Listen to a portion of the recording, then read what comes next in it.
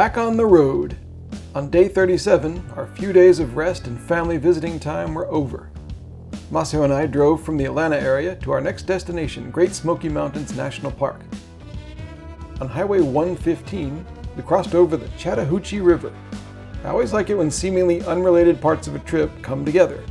In this case, the Chattahoochee starts in and winds through Georgia, and then forms the border with Alabama, and then joins the Flint River to form the Apalachicola River down in Florida. And as I'm sure you remember, back on day 25, we'd camped in Apalachicola National Forest. This little bridge is called Sidney Lanier Bridge, after the Confederate soldier and poet.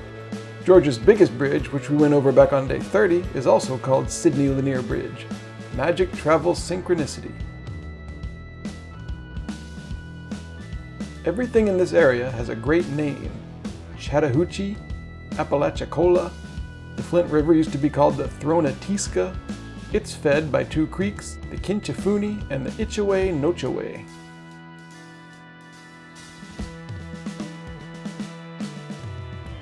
Clarksville is typical of towns in this part of Georgia, quaint and inviting, with solid tourist infrastructure, but on a modest scale. Tallulah Falls is less inviting, at least today.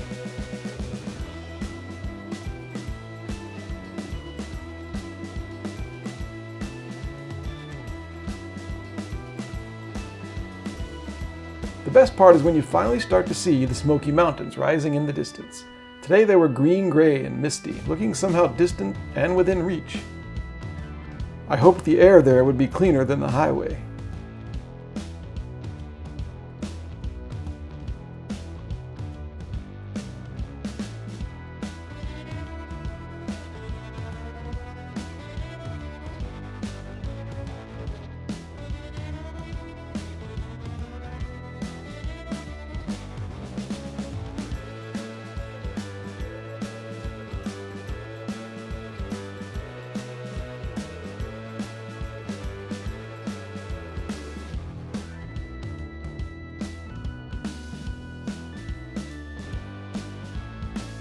The skies got grayer in North Carolina, and as the roads got narrower, soon it was raining.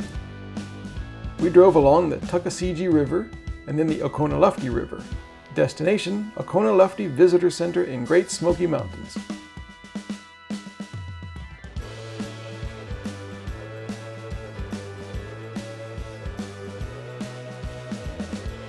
It was comforting to be in a visitor center again, and they had tokens. 6 different designs, in fact, all of which we bought. Plus displays about the Appalachian mountain folk and how they've adapted to the bountiful hills and the hidden valleys of this region.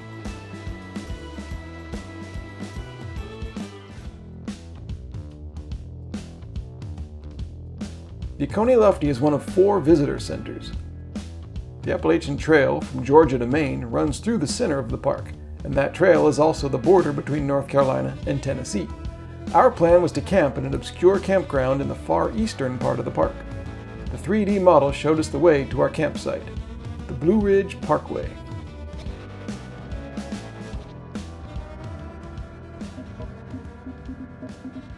This is one of America's great drives, beautifully maintained with no buildings or traffic lights along it and low speed limits.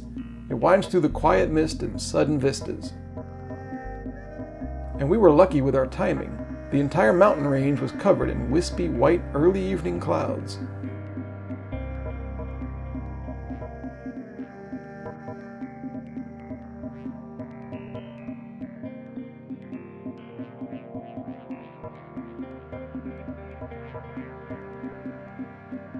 You learn stuff along the drive too, like this sign at a scenic pullout in both English and Cherokee. Each written Cherokee character is a whole syllable. This is the word for Cherokee, which is actually pronounced something like tsalagi.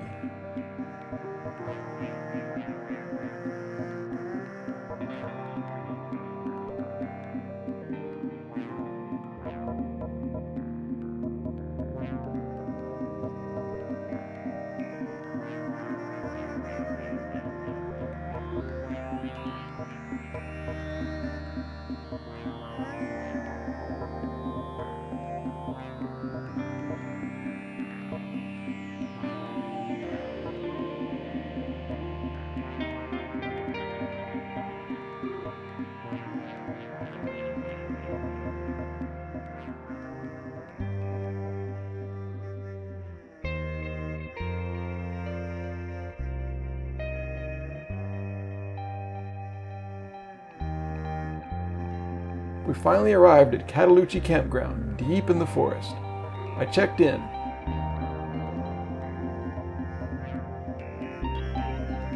The friendly guy running the place sat on a chair under a cover, with a Vietnam vet hat sitting beside him. I wondered what it must be like to be here long term.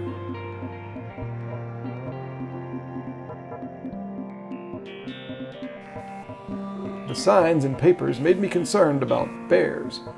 We found our space, number 21, and for the first time ever, set up the brand new tent from Amazon.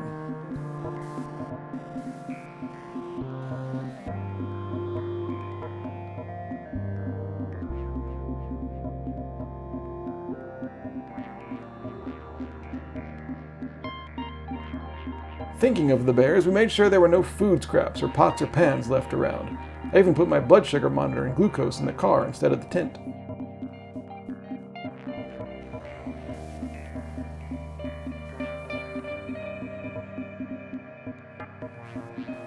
And the night was serene in the Great Smoky Mountains, the perfect way to start phase 2 of this road trip.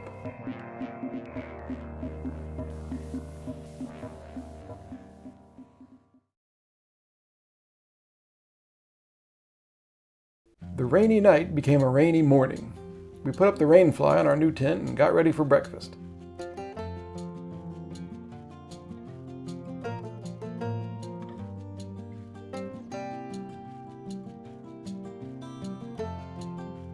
My blood sugar was high because I screwed up an insulin dose last night. But how can you feel bad in a place like this?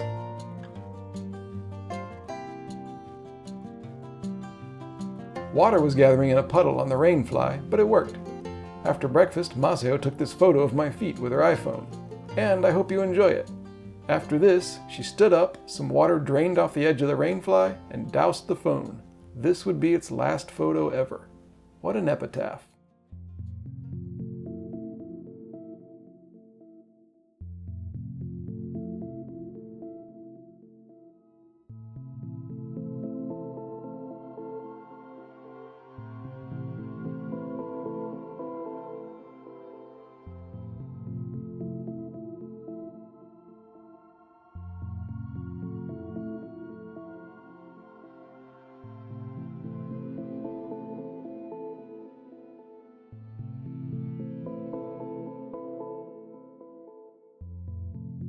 This road, if you can call it that, is called the Old Cataloochee Turnpike. Maybe that's a joke name, but that's what it's called. Super windy, and on this morning, seemingly very, very far away from civilization.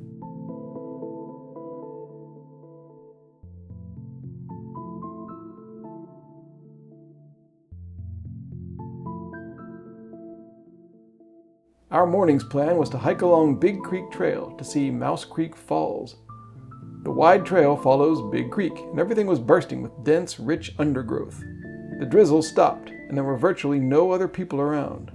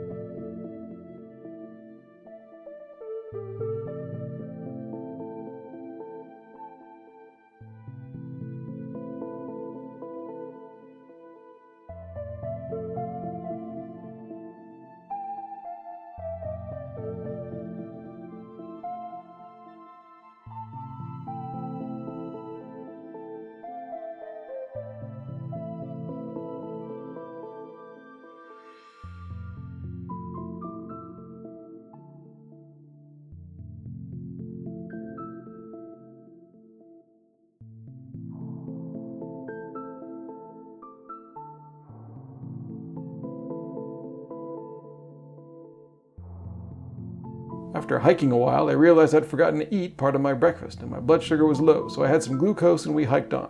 Oops. Always carry glucose.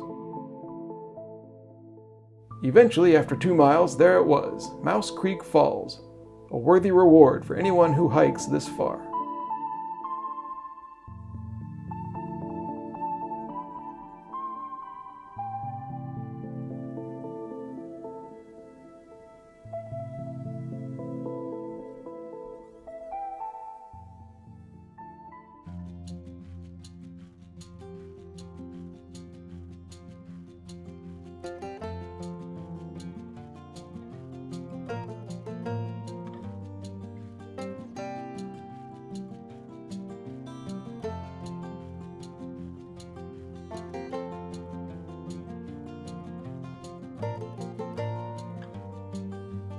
The road was now paved, but kept up its edgy character. We crossed the Appalachian Trail, leaving North Carolina and entering Tennessee, which meant we were heading west again, and will be all the way back to California. And they didn't even bother to put up a sign at the state line, but this is the place. Not even a welcome to Tennessee sign afterwards. As a guy born in Tennessee, I was offended. The touristy town of Gatlinburg was a shock after being in the deep, quiet woods. What a contrast. But I guess that's why you travel.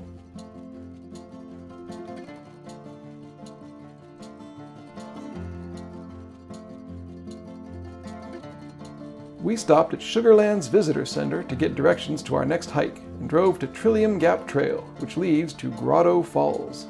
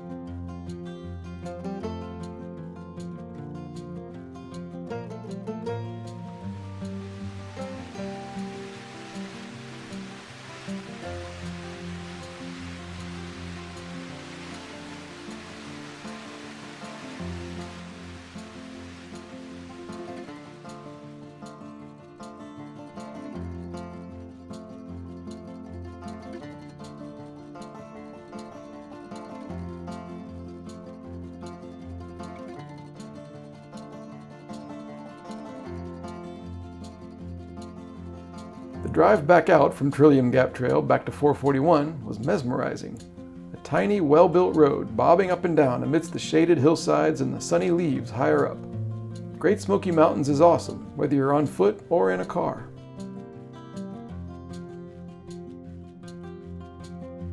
Unfortunately, there aren't many roads to choose from out here, and ugliness is sometimes unavoidable.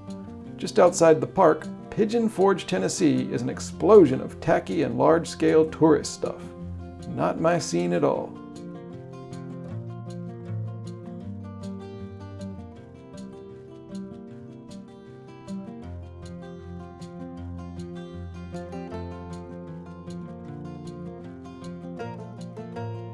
We kept going to Sevierville and our hotel. We had another of our healthy dinners and took a closer look at Maceo's phone. It hadn't gotten much better. This was unacceptable. But from our window we could look back towards the mountains we'd just experienced for one last goodbye to the east as we continue away from the Atlantic coast and back across America.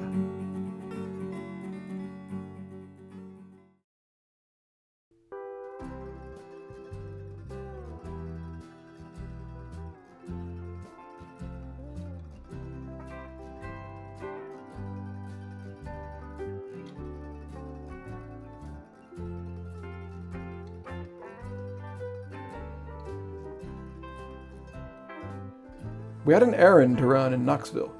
As we pulled into the city on the Henley Street Bridge over the Tennessee River, we could see the sun sphere ahead. It was the symbol of the 1982 World's Fair. It's still a symbol of Knoxville, and there's an observation deck on top. But not for us. We were headed to the West Town Mall because there's an Apple store there. Maseo was easily talked into buying a brand new phone.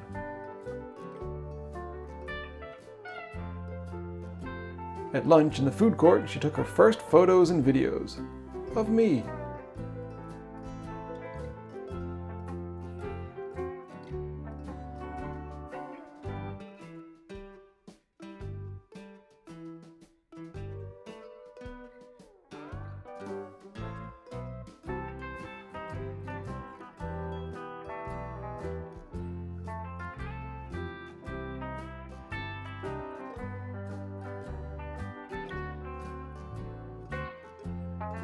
Driving through rural Tennessee towards Kentucky, my reverse culture shock flared up again. We stopped at a convenience store in Wartburg, population 918, to use the bathroom, and I bought a moon pie and beer for tonight. The clerk asked me for my birthday, but I had no idea why.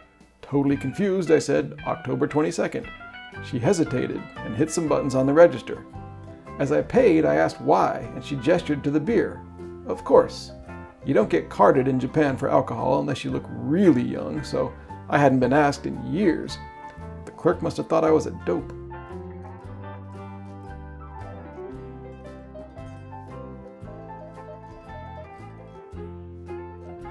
Just after leaving Wartburg, we turned on a smaller Highway 62, and a few minutes later, the trip hit 6,000 miles. I celebrated with a dashcam experiment. A few days ago, I got a new glare filter for the camera, so today I finally had the opportunity to drive along the same stretch of road twice to get footage with and without the filter. Judge for yourself. The top is with the filter and the bottom is without it. It seems to make it a little darker, but I don't see much difference with the glare. I don't know. What do you think? Maybe it depends on the angle of the sun or something. I don't know. For now, I decided to leave it on.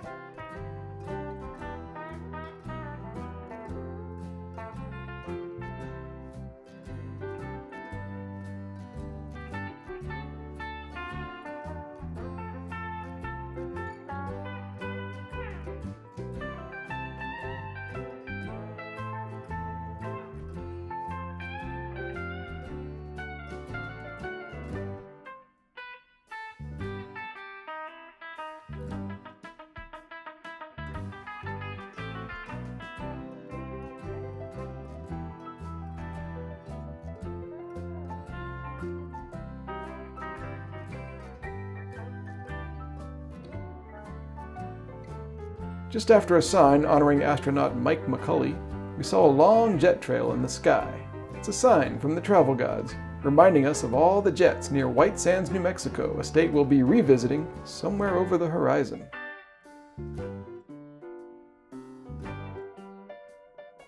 The little towns in this part of Tennessee are pretty awesome. This is Monterey, population 2,800, which describes itself as where hilltops kiss the sky.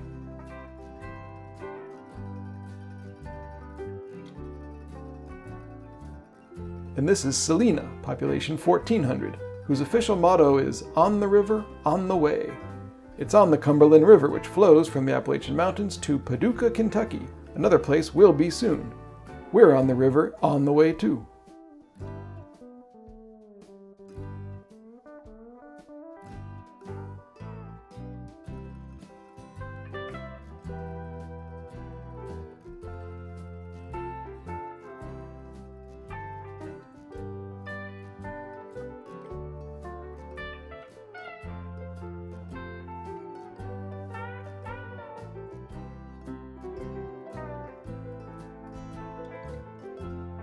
Around 5:30 we hit the Kentucky line, the 12th state of the trip. With her new phone, Masio remembered to get the Tennessee sign too, finally.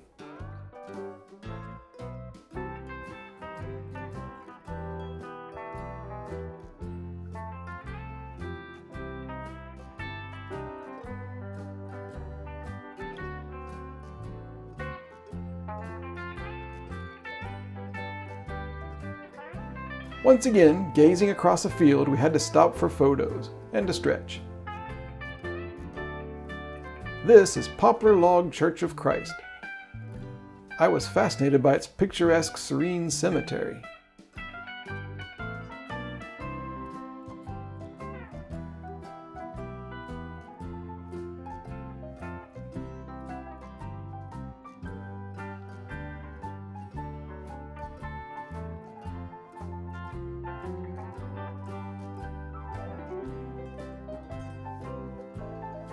A few more amazing buildings and attractive farms passed by, and we ended up in the town of Glasgow, Kentucky, and the Four Seasons Country Inn. It's a homey place on a quiet highway. We were the only people staying tonight.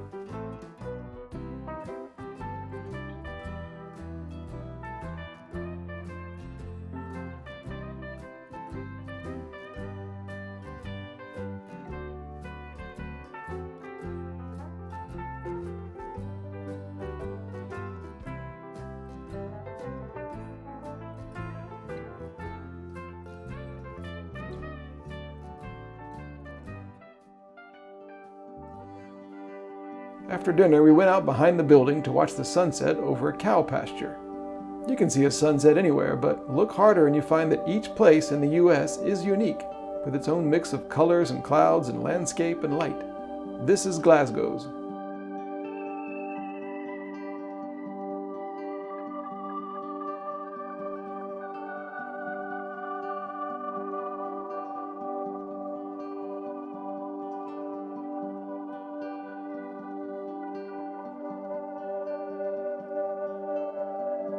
And that was it for day 39, except that the guy who checked us in asked if I could drive him to the store for cigarettes.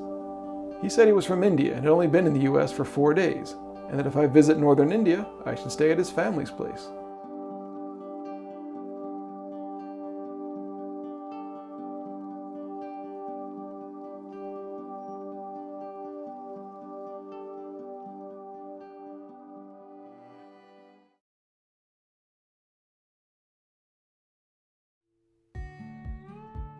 Four Seasons Country Inn provided breakfast for us.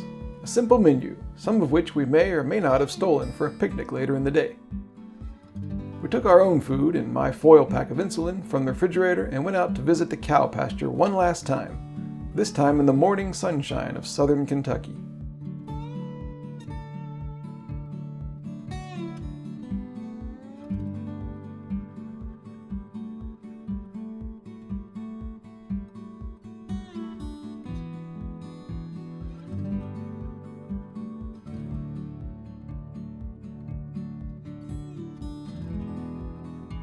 Despite the warm and friendly daytime, we were actually headed somewhere dark and cold, under the ground, to Mammoth Cave National Park.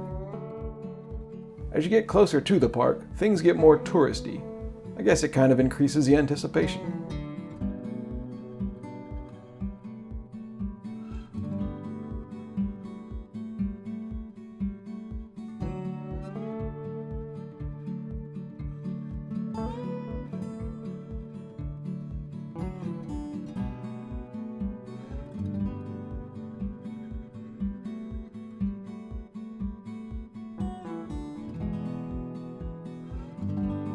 Mammoth Cave is a national park, a World Heritage Site, and an International Biosphere Reserve.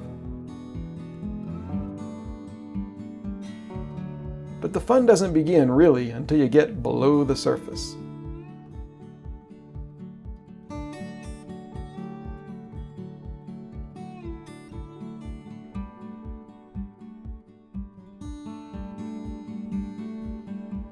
In the visitor center, we got tickets for the Domes and Dripstones tour and checked out the displays in the store. The brochure explains the history and layout of the park, and they had 2 tokens for the collection. Mammoth Cave has been famous a long time. It was already a tourist destination when this 1823 geography textbook was written. It became a national park in 1926 and is by far the most extensive known cave system in the world. A little over 300 of the suspected 900 miles of it have been discovered and explored. As this display puts it, the caves intertwine like a shallow platter of spaghetti. The brochure explains that the park is really all about the Green River, which flows through the area at ground level and whose water seeps through the sandstone to form underground rivers and create the amazing limestone formations that we were going to see. Ranger Rachel and Ranger Ashley were our guides, and we all hopped on the green bus to go to the cave entrance. After a short hike through the woods to a mysterious door, you step down into a world of steep inclines, tight squeezes, and dramatic lighting.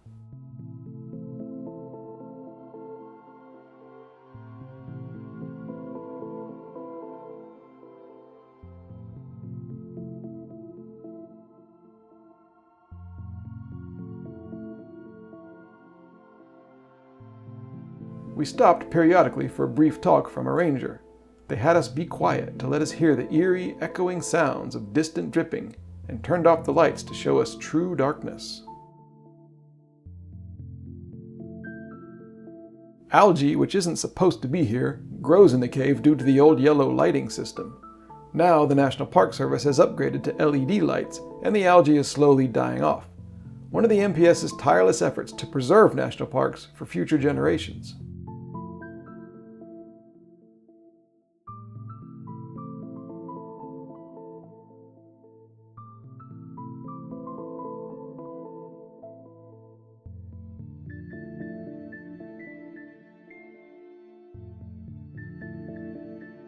After an hour or so in the cool caverns, we said one last goodbye to the cave crickets and re-emerged into the vivid green outside world. What a great tour. You have to clean your shoes to not track any unwanted life forms anywhere else, and with that, and another failed attempt at photographing my blood sugar meter in the sun, it was 94, we drove to a nearby pullout for a picnic lunch.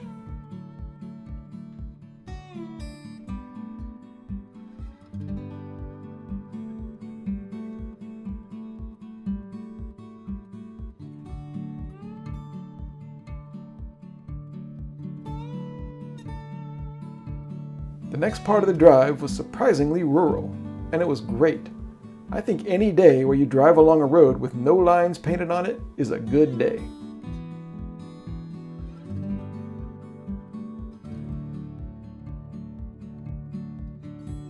But eventually you have to rejoin the world and its various hassles and infrastructure.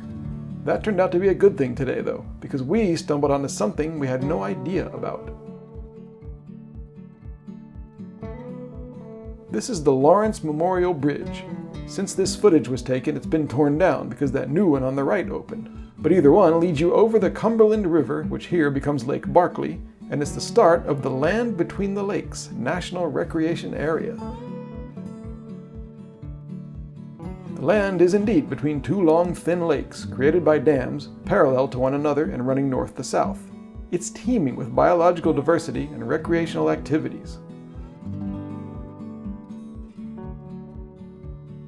Unfortunately, I hadn't done my research and wasn't expecting any of this, but having discovered it, we raced as fast as we could, even skipping our usual photo session at the sign, to get to the visitor center before they closed.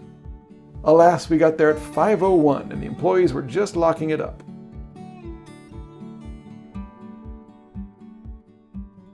All we could do was grab the brochure and walk around the building, and go back and get our photos of the sign.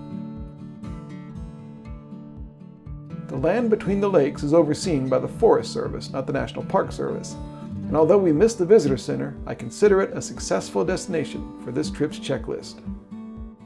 And we got back on the Highway West, over the Tennessee River and Kentucky Lake on magnificent Egner's Ferry Bridge.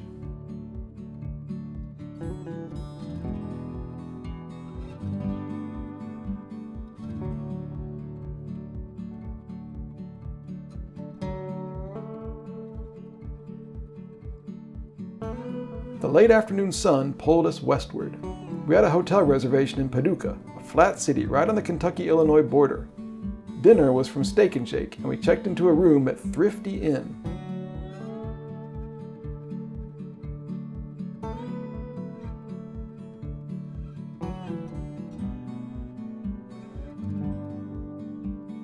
We couldn't figure out how to turn the air conditioner off, so we covered it the best we could, ate our gourmet cuisine in the Arctic air, and looked out the window to the sunset over Paducah and toward the next part of our trip, the Midwest.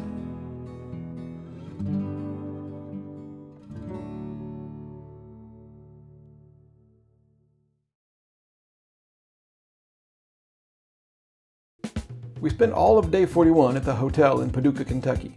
Ironically, we got more exercise than normal because we walked the half mile to Walmart for supplies.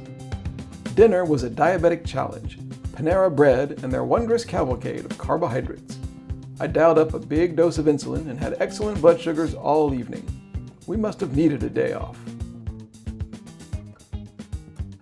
Day 42 was a driving day and began along the simple backstreets of Paducah to a request of Masayo's, the National Quilt Museum. Photography isn't allowed, because of all the vital national security secrets inside, I guess, so I only have images from postcards to illustrate the visit. The quilts actually were quite impressive. Even I, a non-quilt fan, can admit it. Today we crossed two major American rivers on two spectacular bridges. This is the Ohio River, which divides Kentucky and Illinois. The Irvin-Cobb Bridge, also known as the Brookport Bridge, is a very long and narrow one. It was built in 1929 and features 10 of these intricate blue spans. It took us almost 3 minutes to cross the entire rickety-looking thing. On the other side, you're in Brookport, Illinois, population 984. Welcome to the 14th state of the trip.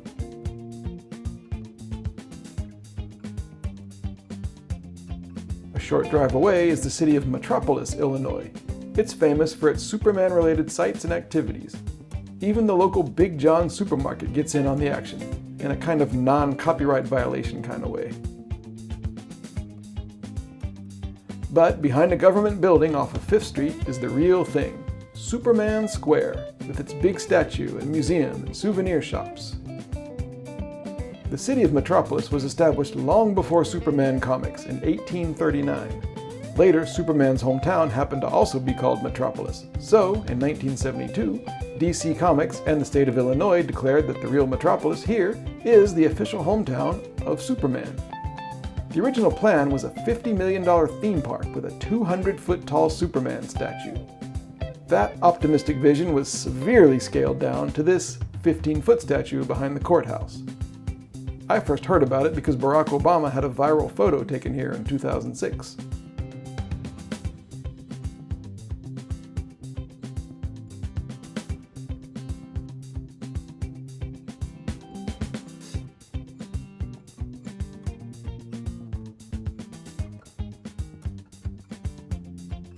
We were only in Illinois for about 2 hours. We passed through small towns like Karnak, population 430, and named for the temple complex in Egypt, and Mound City, population 526. And we started to see signs of flooding from a huge storm that had blown through 3 weeks earlier.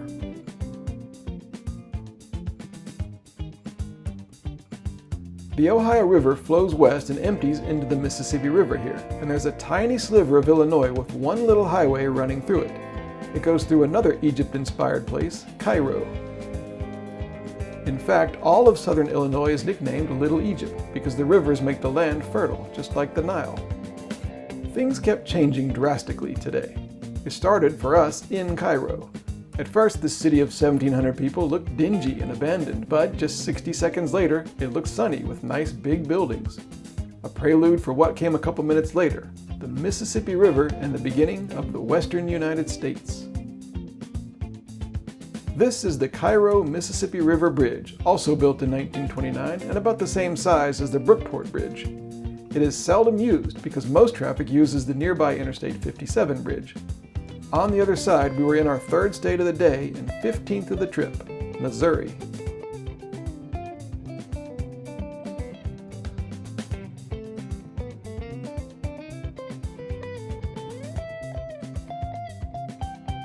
After the photo op at the sign, we immediately saw the effects of the intense winds of Missouri.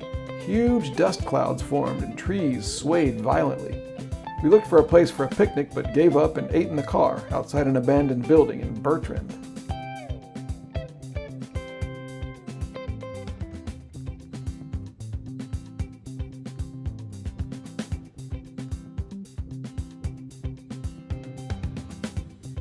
The atmosphere was downright eerie as we drove along Highway 62 and then 60 through southern Missouri. The dust made it look like some futuristic hellscape. All I could do was ponder the end of the world and try to keep the car steady as winds pounded us and unsteady semis whizzed past.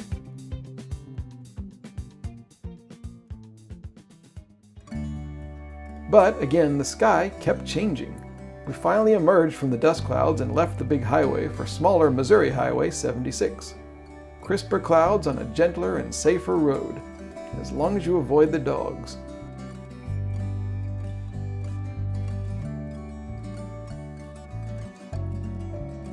"10 minutes later, and it looked like this. We're now well inside the region known as the Ozarks, with its mountain ranges and here rolling fields and plateaus.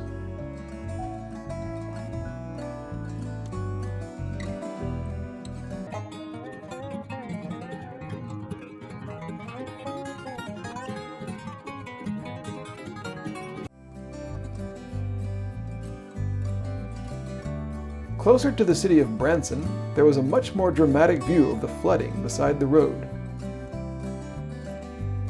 This is Bull Shoals Lake, and this is what it usually looks like.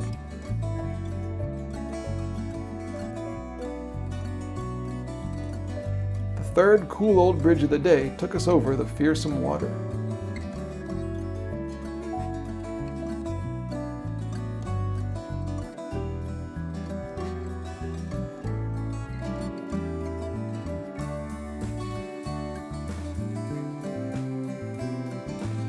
I knew nothing about Branson, Missouri, having just chosen it as a convenient place to stay on the map. I must say the dramatic lighting today made it seem like we were approaching some holy angelic temple of the city. The reality was, well, Branson is super touristy. Fudge shops and brightly lit shows and screaming signs and lots of American flags everywhere. Turns out that Branson is famous for all this. A huge Midwest family vacation destination and a center for Ozark cultural festivals and stuff. Docker's Inn was alright, and we gave in to the temptation of a nearby Pizza Hut for dinner.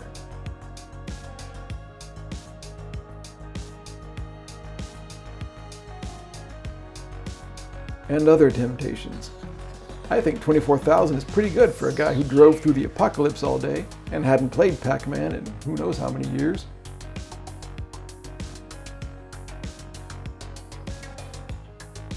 Speaking of eating quarters, we had to keep putting them in the dryer at the hotel because it wasn't really getting our clothes that dry. We must have done 3 cycles. Road problems. I'll take them over other problems any day.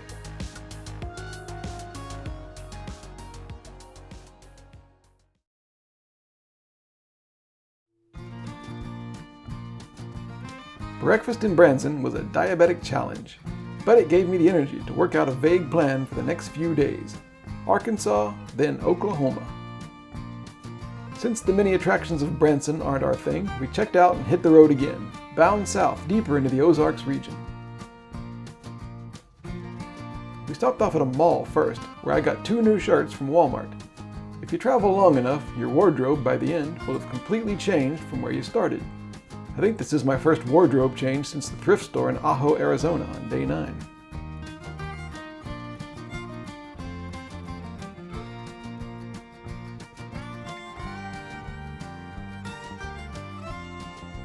Highway 65 led us south into our 16th state, Arkansas.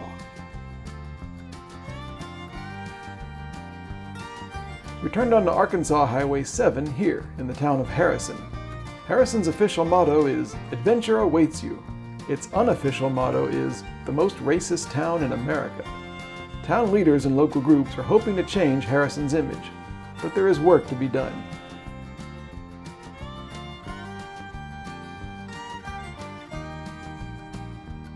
Highway 7 leads from Harrison to the town of Hot Springs, 160 miles away. It's an Arkansas scenic byway. That means that mayors from every town and judges from every county along it must agree to be part of the group overseeing it. From Harrison, first you pass through the Boston Mountains and over the Buffalo River. It's officially a national river of the National Park Service, and it was the very first national river in the United States.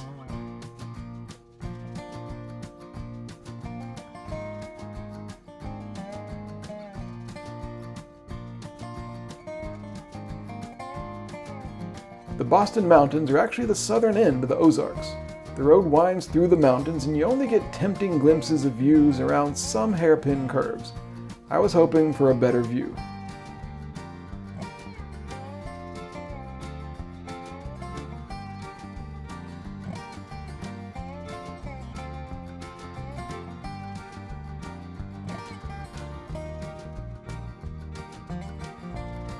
Lucky for us, after passing through the tiny town of Jasper, we saw a scenic tower on the roadside and swerved into the parking lot for a last-minute stop.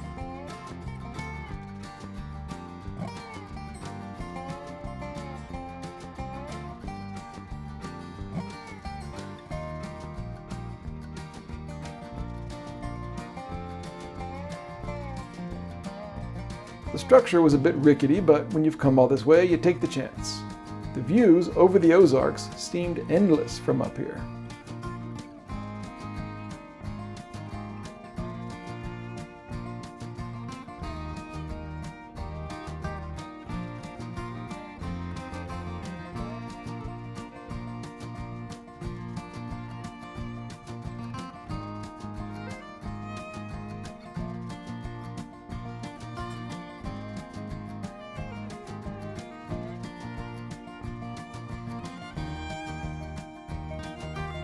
Having survived the climb and not being fudge fans, we skipped the gift shop and continued down Highway 7. We were looking for a picnic spot, and Arkansas couldn't have provided a better one.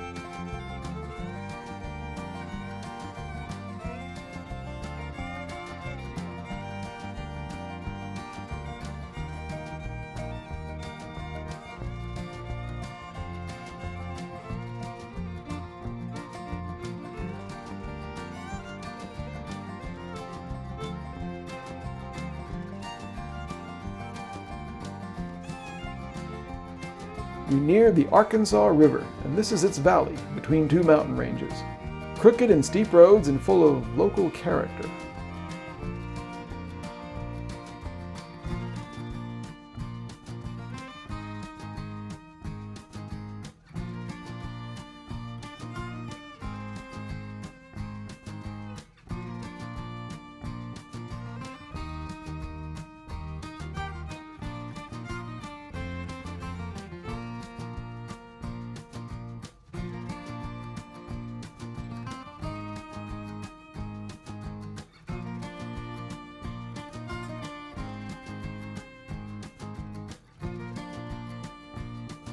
The Arkansas River starts way over in Leadville, Colorado, flows across America and through the city of Dardanelle here, and empties into the Mississippi River behind us.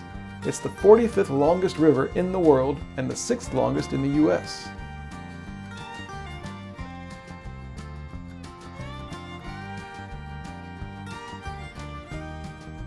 After Ola, Arkansas, population 934, you enter the Ouachita Mountains, getting closer to hot springs. But sometimes you just don't want the drive to end.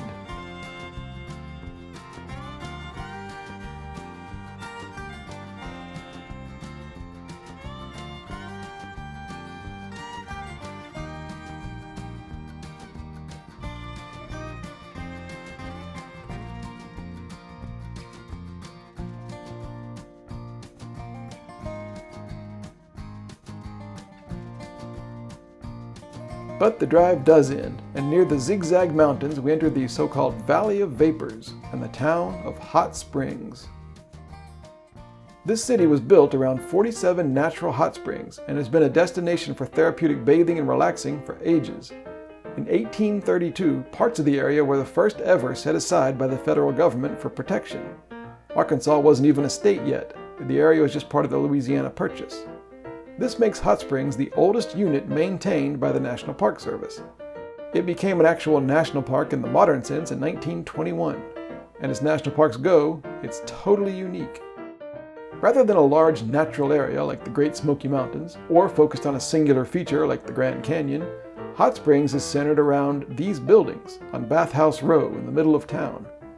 They're modern restorations of the great privately run spas of the 1800s and the early 1900s. They attracted tuberculosis patients, vacationing families, and notable bathing enthusiast Al Capone. Only one is a still functioning spa in the old sense, but they all keep their original names, including Superior, Ozark, Hale, Maurice, Quapaw, Fordyce. Fordyce Bathhouse acts as the park's visitor center, and it's also a museum. We got the brochure with its depiction of Bathhouse Row as it looked in 1888 and the token. The museum is amazing. Even dry, the old-timey marble and chrome fixtures and eye-catching steampunk paraphernalia have a kind of relaxing, elegant quality to them. Back in the day, if you visited Hot Springs and had the money, you could be pampered and soaked and massaged and steamed to your heart's delight, all thanks to those 47 sources of naturally heated waters bubbling up through faults in the ground and supposedly full of restorative minerals.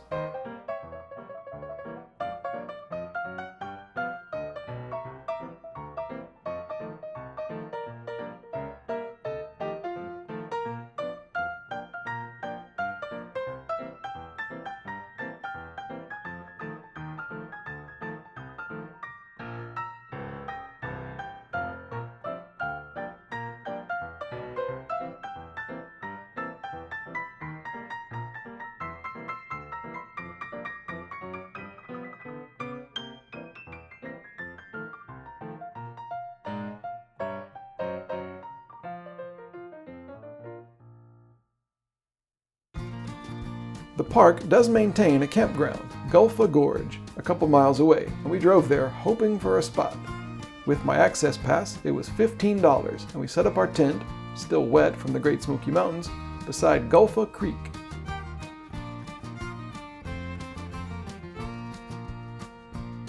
Blood sugar was better, and we had dinner. The new Devo hat I got at Walmart this morning also turned out to have other uses.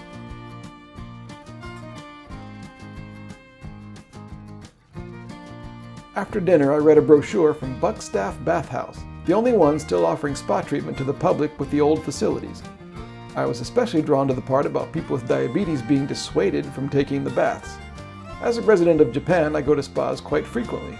As a diabetic, I considered it a challenge for tomorrow. Bring on the spa treatment.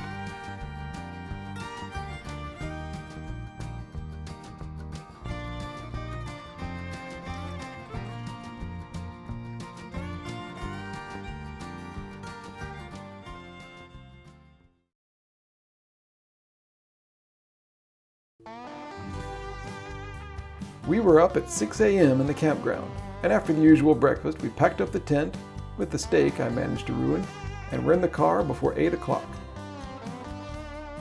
As we drove towards downtown Hot Springs, we kept seeing this tower. We didn't know what it was, but I wondered what the view from the top of it might be like. The town was not quite awake yet. Very little traffic as we moved through the outskirts. The camping was fun. Spare a thought for the unfortunate souls who have to stay all night in some rotten little place called Roadway Inn. Central Avenue was a bit more alive, if only because of the stately buildings and the grand statues.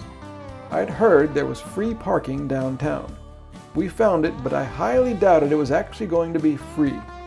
Maybe it's free for the first half hour, but only on Saturdays, in October, or something like that. But what choice did we have? Onward, into the catacombs of unknown price.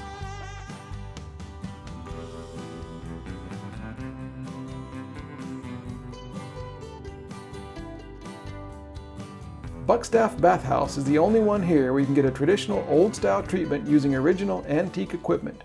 We were, I think, the first customers of the day. Women go to the first floor and men to the second.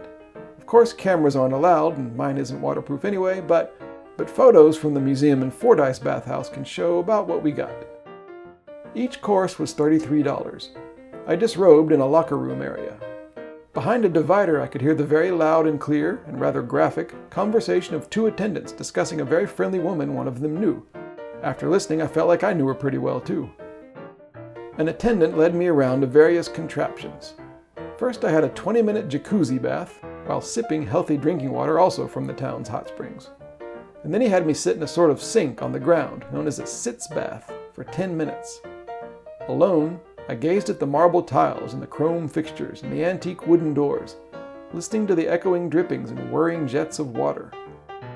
After that, the attendant wrapped me in hot towels with a cold towel on my head. There was also 2 minutes in a steam room. Finally, one of my favorites was the needle shower. 1 minute in a little cubicle being sprayed by tiny sharp jets of very strong, fine spray. I reclined for a while on a platform in the cooling room, and I got dressed and waited on the big balcony outside for Maseo. She had the same course but also got in the weird Ichabod Crane steam box.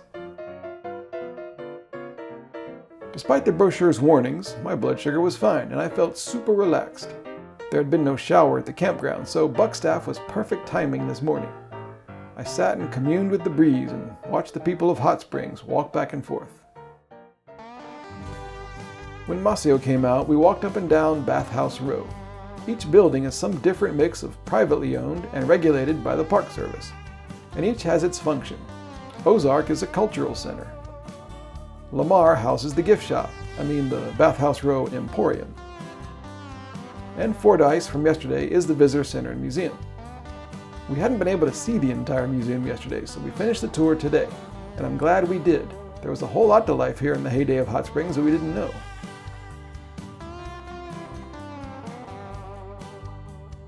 After a short film about the park, we saw what customers back in the day really experienced.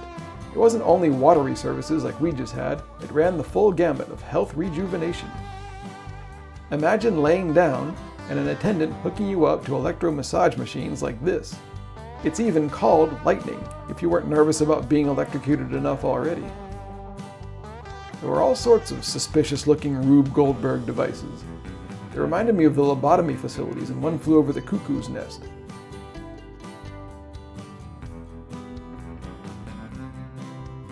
Not sure how much of this stuff truly helped. Maybe there was at least a placebo effect. As this honest display puts it, a lot of this was, quote, showmanship and gadgets. But wait, there's more. Clients could also work out in an attached gymnasium with its leather gymnast loops, heavy wooden dumbbells, and stitched together punching bags.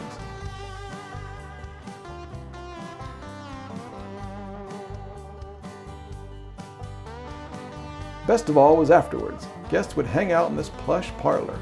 Genders could mix here, listening to music, playing billiards or card games, reading, brainstorming their road trips, and just generally living it up.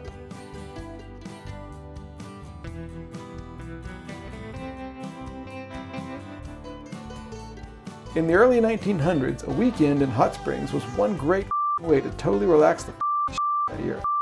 Oh, sorry. Hot Springs, Arkansas was where Bill Clinton grew up and went to high school. The town honors him with this sign. I guess not everyone's a fan. Otherwise, Hot Springs keeps reminding you that it's all about the water. Fountains mark the end of Bathhouse Row, and people are free to sample the free drinking water pouring forth from various locations around town. One display honors James Carey, the first park ranger who ever died in the line of duty. He was killed chasing bootleggers on Hot Springs Mountain in 1927. No one was ever convicted. Lunch was at a cafe in Quapaw Bathhouse, which also offers modern spa treatments with up-to-date facilities.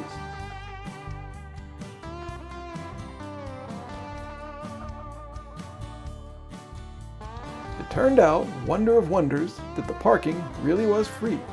I don't know why, but we got out of there before someone came to their senses.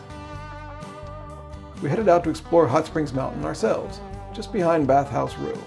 The drive up was probably the curviest road on the entire trip so far. Here's a time lapse. Look away if you get motion sickness.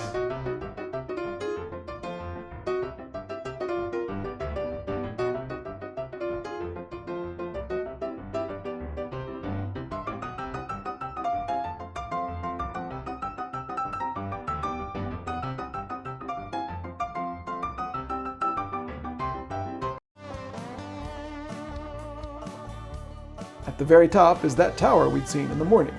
It's a quick elevator ride, 216 feet up to the top. The views from way up here were as dramatic as I'd hoped. You really get a sense of the area, how Hot Springs is laid out, and why it's so much fun driving around the misshapen Ouachita Mountains.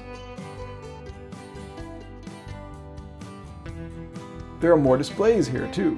Bill Clinton in high school and meeting JFK, plus information about Mountain Valley Mineral Water, a company still in operation today.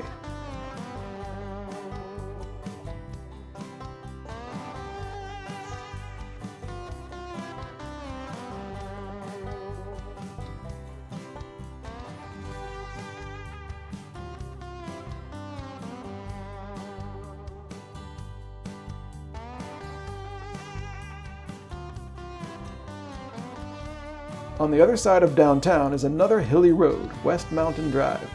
As we drove around, it became clear that it was too late to think about leaving town today.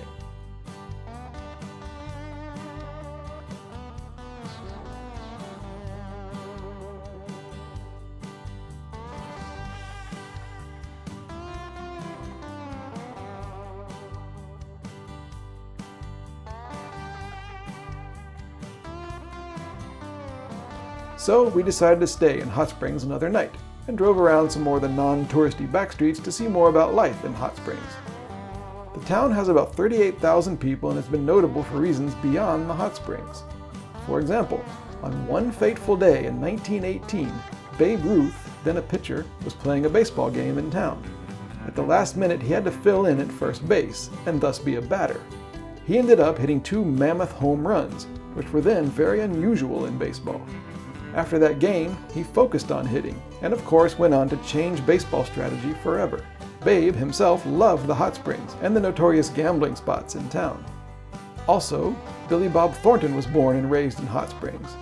He, by the way, and this is true, has a phobia of antique furniture, so you probably won't run into him in the steam box at Buckstaff.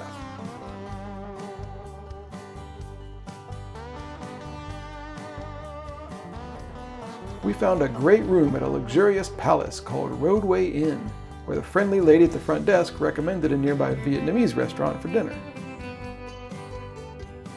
Well, what can you do when you're deep inside Arkansas looking for local cuisine?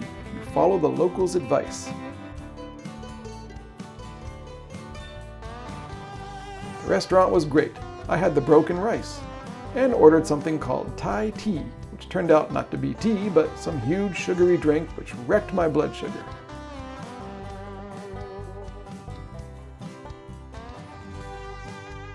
But hey, it was a fun day, and the water wasn't over. We fell asleep to the sound of a huge, violent thunderstorm outside. I was glad we camped last night and not tonight.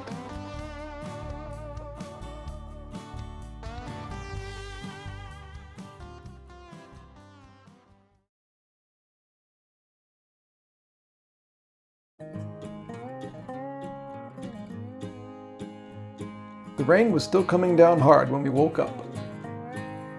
At breakfast, the TV news warned of flooding in southeastern Oklahoma. Something to keep in mind as we checked out and headed down the road to go camping in southeastern Oklahoma. Leaving Hot Springs, we crossed over the Ouachita River through small towns and winding roads and into Ouachita National Forest.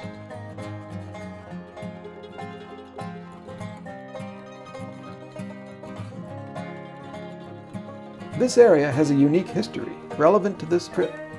In the 1920s, this forest nearly became a national park, but several groups opposed the move, alternately citing the needs of the timber industry and the area's supposed lack of anything of national interest. President Calvin Coolidge agreed and vetoed the idea, and Ouachita, or by another proposed name, Mena National Park, was not to be. We stopped in Odin, Arkansas to mail this postcard to ourselves, and I mention this because the name made us giggle. Oden is a common type of food in Japan.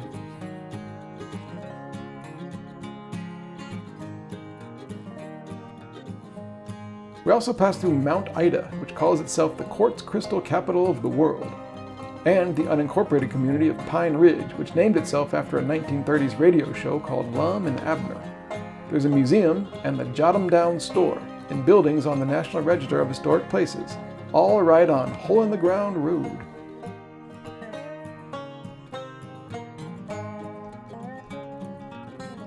In the town of Mina, we stopped at a Walmart to buy sleeping pads for our tent, and some of that famous hot springs water we heard about yesterday. The trip is now at 7,000 miles, and today marks the exact halfway point of the 90-day road trip.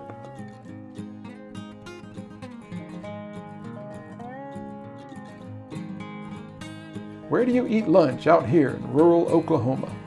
We had to improvise and turn down an obscure side road when we saw a picnic table sign.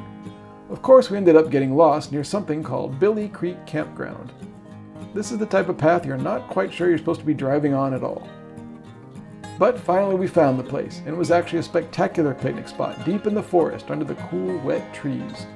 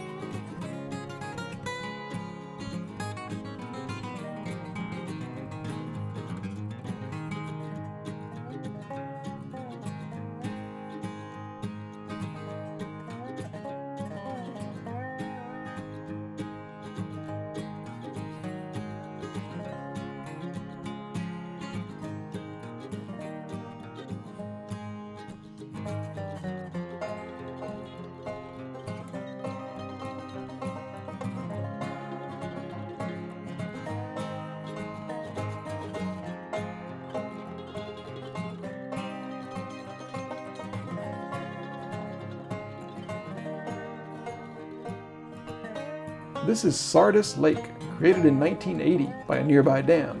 It looks nice, but it was the subject of a federal lawsuit from the Chickasaw and Choctaw nations, and it was settled in 2016.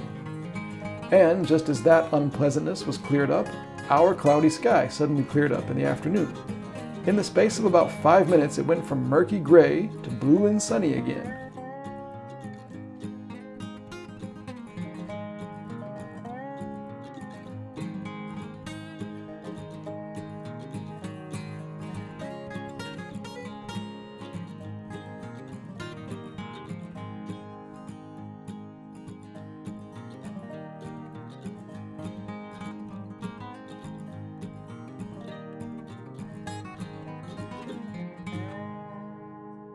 If you come to Sulphur, Oklahoma, you may want to stay at the majestic Artesian Hotel, whose guests have included President William Howard Taft. But not us. We had a campsite reservation in Chickasaw National Recreation Area. And sure, getting to the visitor center is easy in a truck, but what do you do in a little passenger car like ours? Hit the gas and hope for the best.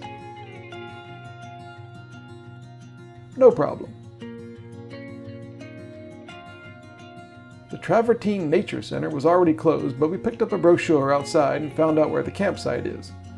According to the brochure, there is indeed sulfur in the water that flows through the underground rocks here. Native tribes believed the area had special healing powers, and there are eventually bathhouses here, just like in hot springs. And while this is a national recreation area now, it was, for most of the 20th century, actually Platte National Park.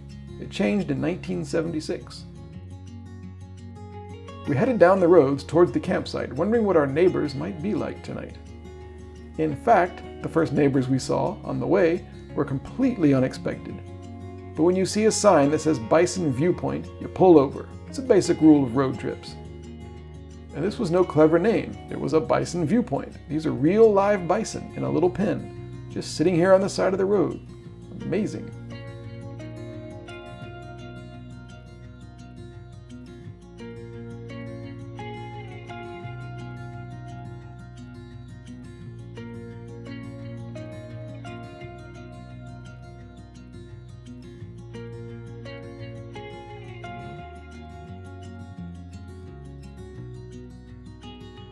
The big draw here, of course, is down a path from the campsite, the Lake of the Arbuckles, which was created by a dam in the 1960s.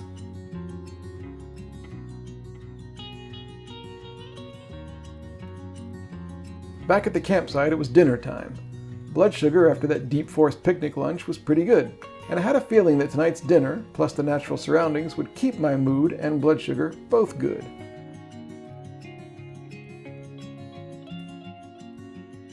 After dinner, we chatted with the friendly family in the next spot. The guy gave us all kinds of suggestions for scenic highways in Colorado. As the sun set, we went back to the lake to see more of Oklahoma's unique colors. And when it was dark, I returned again to try some night sky photography.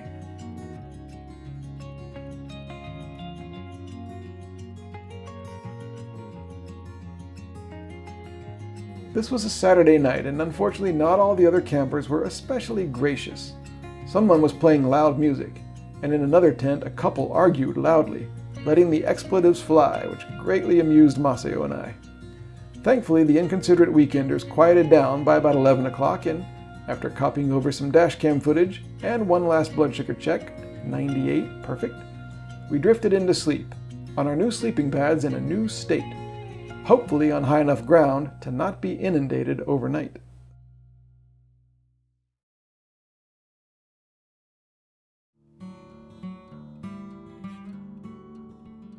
"6:30 a.m. in Chickasaw National Recreation Area was welcoming as soon as we opened our eyes. The sleeping pads had been comfortable, and we hadn't been flooded.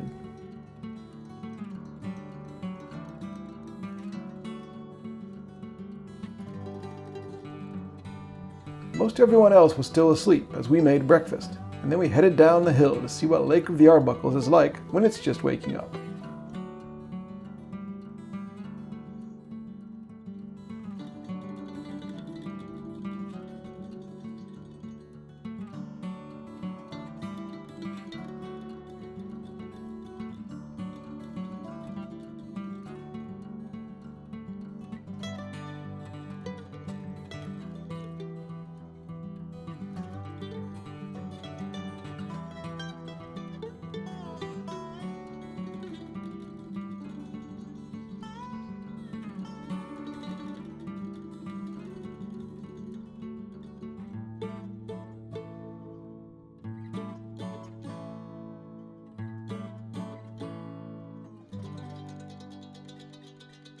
Travertine Nature Center was open for us today, and we took a look at all the displays, mostly about wildlife.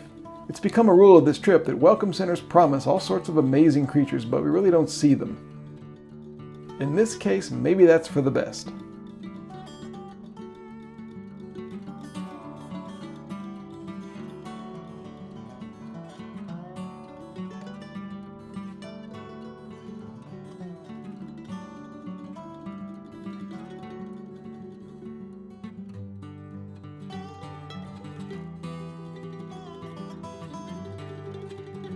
We drove to the so-called Little Niagara nearby on Travertine Creek, and then heeded the ever-present call of the road, heading west.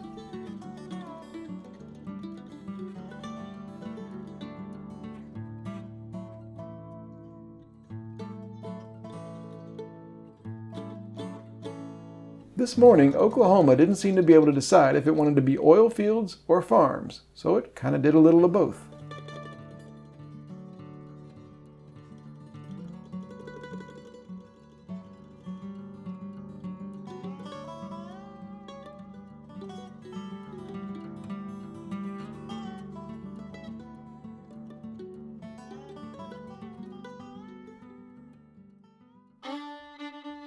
I chose a route that would take us through something called the Wichita Mountains Wildlife Refuge, headquartered in a town called Indiahoma.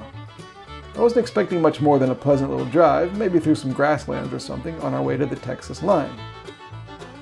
This welcome center promised more amazing wildlife, including prairie dogs and bison. I doubted we'd see anything so amazing ourselves, but the brochure from the U.S. Fish and Wildlife Service looked hopeful.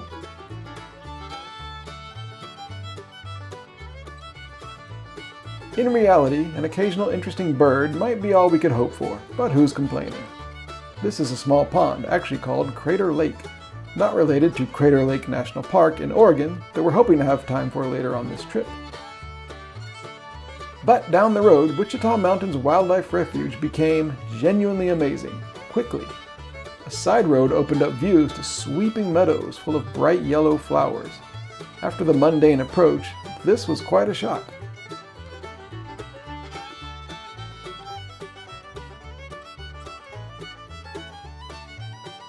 We found a place for a picnic, blood sugared excellent 83, thank you Oklahoma, and drove around the wildlife refuge some more, stopping frequently to admire the stunning foliage.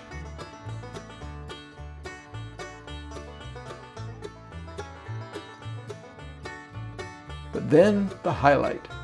We noticed that those dark lumps on the hills, which I assumed were rocks, were actually live bison. They were just standing around. Most had a bird riding on their back. Buffalo roaming free across the prairies of Oklahoma. How American can you get? Actually, about that word, buffalo is technically incorrect because it's from the French word boeuf, referring to Asian and African buffalo. In North America, they are bison. But give me a home where the bison roam doesn't sound as good. Maybe a better word would be the Lakota one, p'teh. Give me a home where the p'teh roam.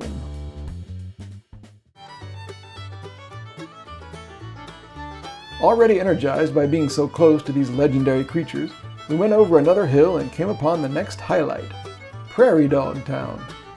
We were promised prairie dogs, and that's what we got. I assumed, and this is true, that these were little models stuck in the ground as a tourist site. I mean, it is called Prairie Dog Town. But then they started to move. It's impossible to watch prairie dogs and not break out into a smile.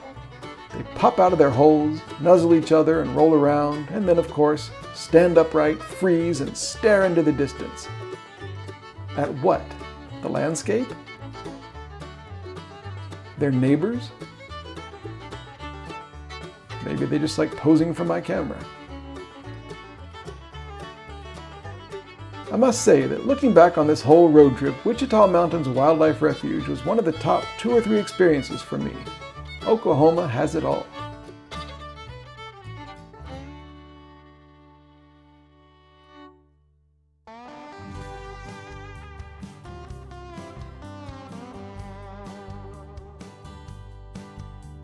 Something else Oklahoma has is space.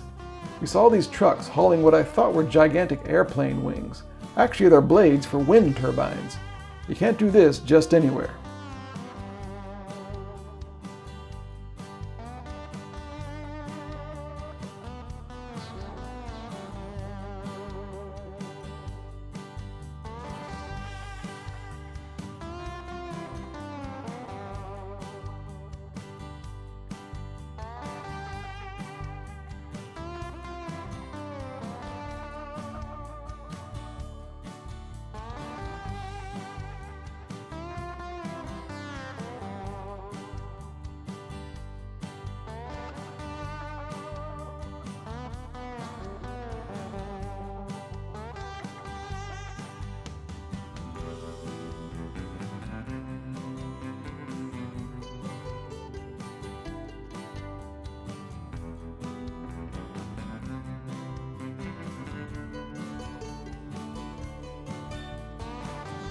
Outside of the town of Sayre, the land is quite flat, like Texas was in the earlier part of this trip. Before leaving Oklahoma, we stopped at a gas station for a bathroom break. I always buy something to justify this, and tried to select a beer for dinner tonight. The clerk saw me and recommended a drink she liked, a red tomato-flavored beer or something, so I bought it.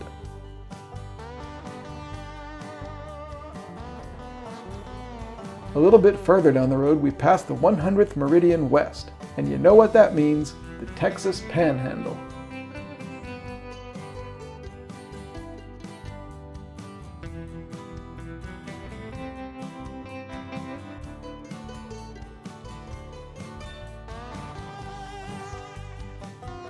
And true to form, Texas offered us long, flat highways, grim landscape, and wind-blown towns full of rugged character.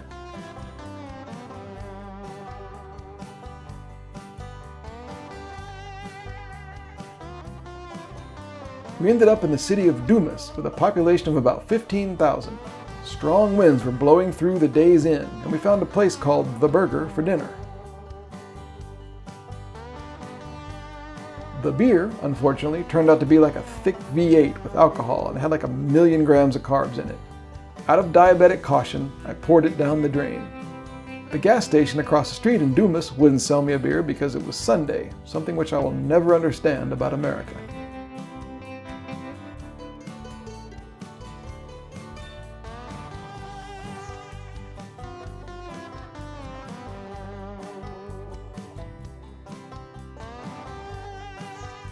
Still buzzing with excitement, we fell asleep in the wide, quiet world of the Texas Panhandle.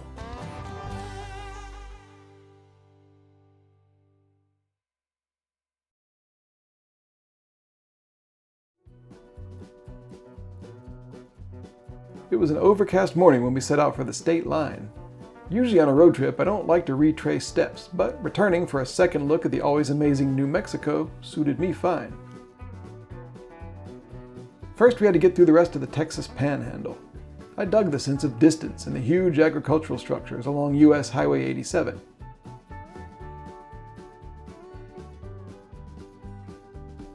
And I know I've been saying this a lot lately, but things kept abruptly changing today. One of the liveliest sky days we've had. At the New Mexico line, it was getting sunnier than Texas had been, but it wouldn't last.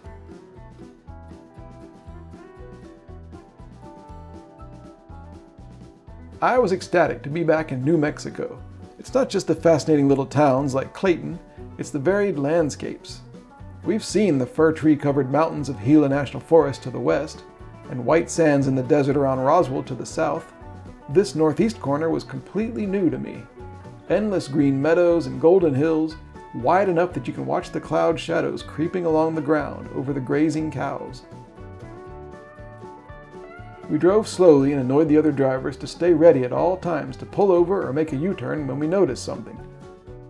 Photo opportunities seemed to extend all the time in every direction, 360 degrees.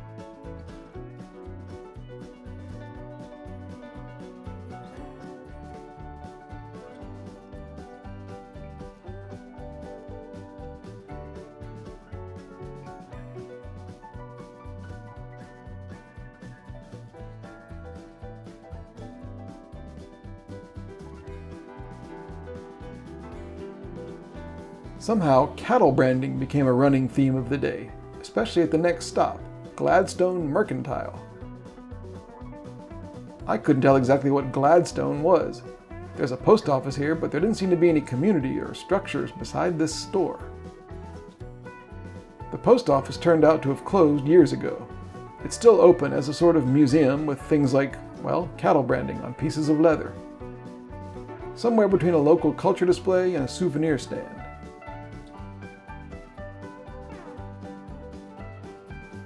The attached store was full of interesting curios, both handmade items and flea market-like antiques.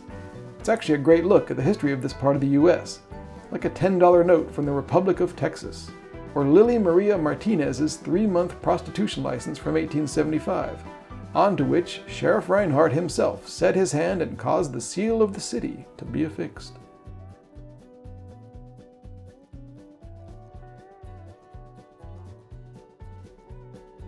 I gave in to fate and, inspired by all the cattle branding, bought a unique t-shirt from Gladstone Mercantile, knowing that I'll never meet anyone else who has one like it.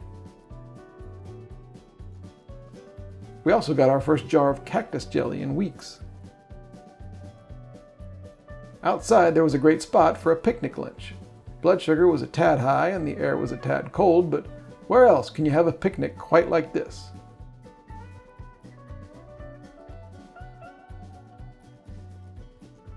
I mean, really, where else out here can you even stop for a picnic? Thanks, Gladstone.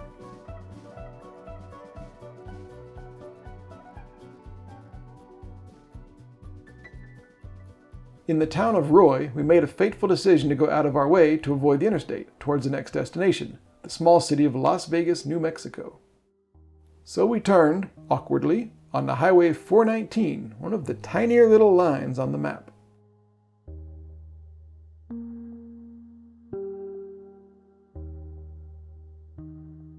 Immediately, this road dropped into a rocky, shrub-filled canyon. I kept an eye on some spooky storms ahead and powered the car down long straightaways and through hairpin curves around red rocks and yellow grasses, watching the shifting clouds and wondering if we'd get deluged with that rain or veer off into more sunshine.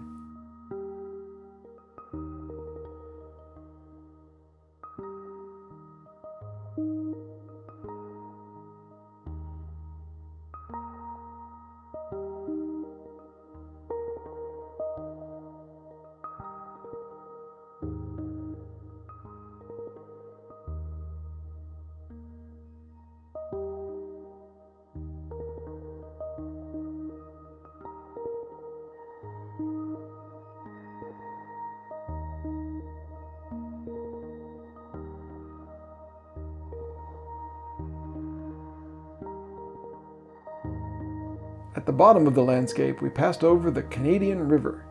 It's the largest tributary of the Arkansas River and the 13th longest in the US, and I bet not many people see it at this bridge.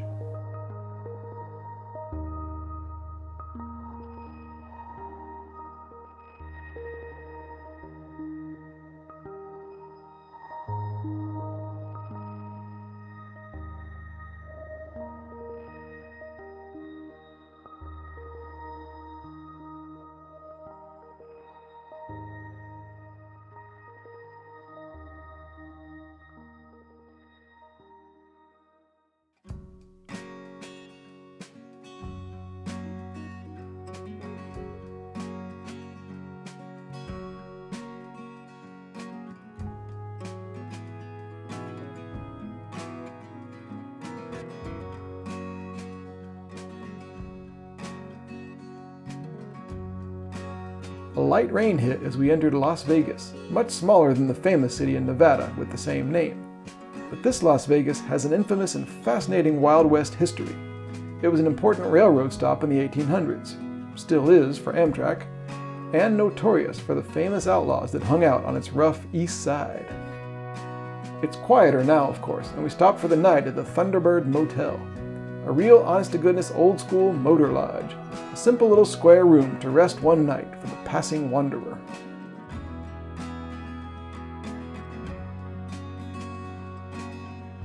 On the way back from the drive-thru, we got one final version of the heavens today. Against a moody and darkening sky, the buildings of Las Vegas were now lit up by the sun's rays slanting in from the west. Have I mentioned that I love New Mexico?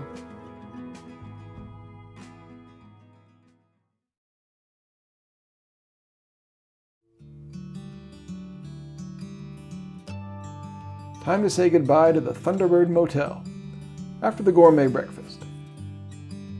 The plan is to stay in New Mexico one more night, but to take our sweet time on our beloved curvy back roads to get to Taos near the Colorado line. Just like yesterday, the New Mexico scenery would prove varied and changing, but always captivating. Before the day is out, we'll see rolling meadows, the Sangre de Cristo Mountains and their snowy peaks, and unique towns you have to see to believe.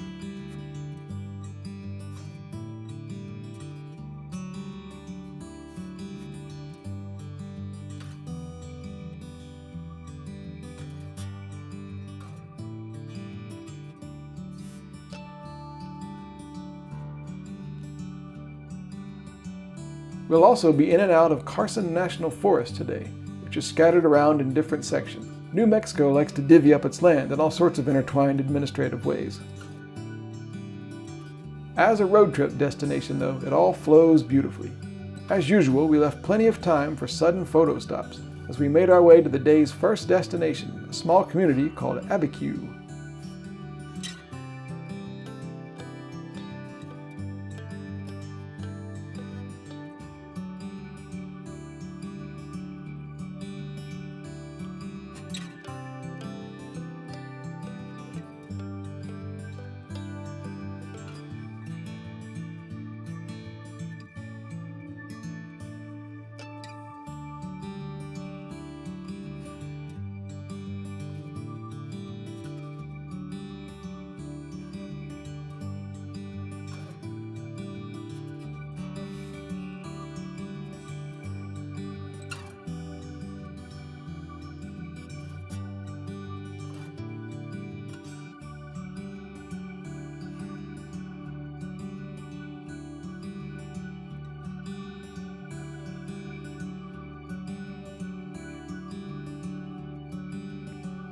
For part of the drive, the Rio Grande flowed right beside the road, on its way south to form the Texas-Mexico border.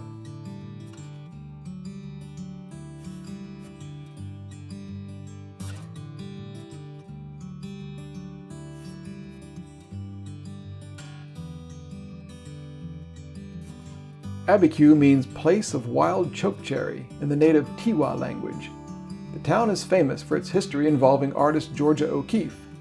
She was born in Wisconsin but, understandably, fell in love with this part of New Mexico and lived here for decades until the age of 96.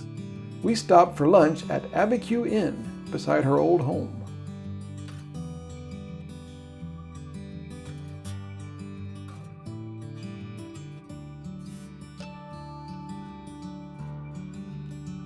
Our server at Cafe Abiquiu recommended the green chili burgers, calling them the state food of New Mexico. But I opted for a tasty fish sandwich, and Masio had some excellent-looking tacos.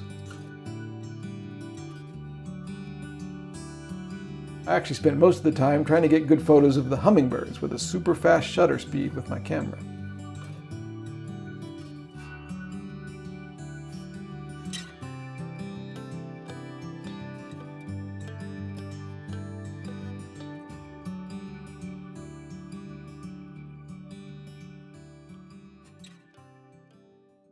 A short drive away is Ghost Ranch, but before we got there were more stops. Georgia O'Keeffe isn't the only one distracted by the landscape up here. She often depicted the colorful rocks around Ghost Ranch. Being here is like driving through her paintings.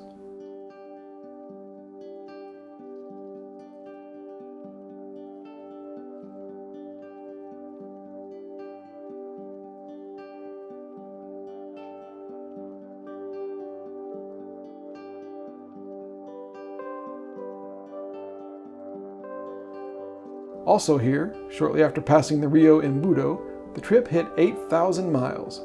And with that, we entered Ghost Ranch, a sprawling collection of land and old buildings where O'Keeffe owned property and would come to work.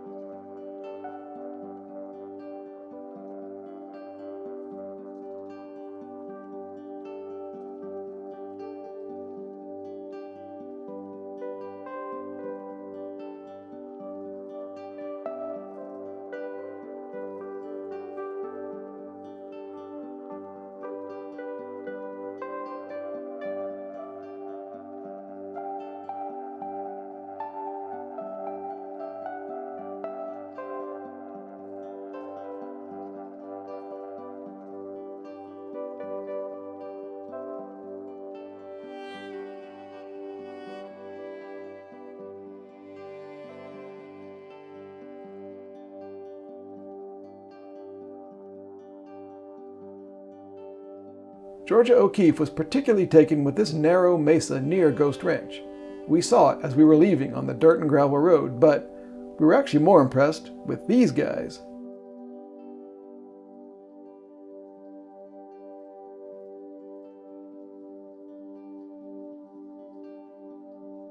Even though one of them wasn't too welcoming. Pretty angry.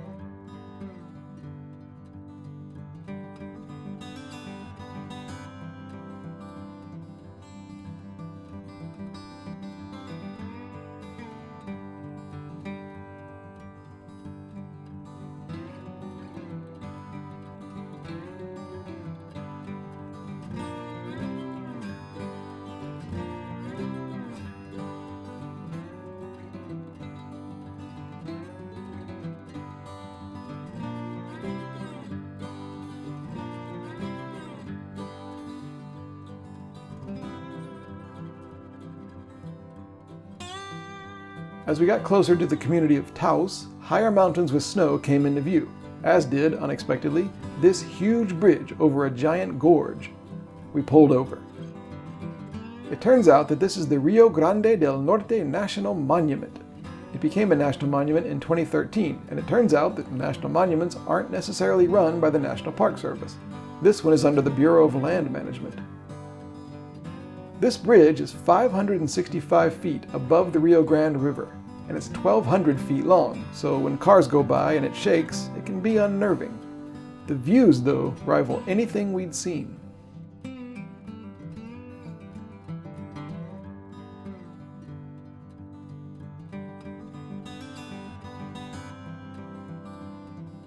On the bridge, I kept seeing these crisis hotline boxes. Call me naive, but I didn't understand at first what they were there for, until I realized, oh, some people come here to jump off the bridge. Yikes. There is no visitor center at this part of the gorge, so we continued on our way, over the awesome bridge, and into the lovely little city of Taos. One of the mountains in the distance, I think this one with the most snow, is Wheeler Peak, New Mexico's highest.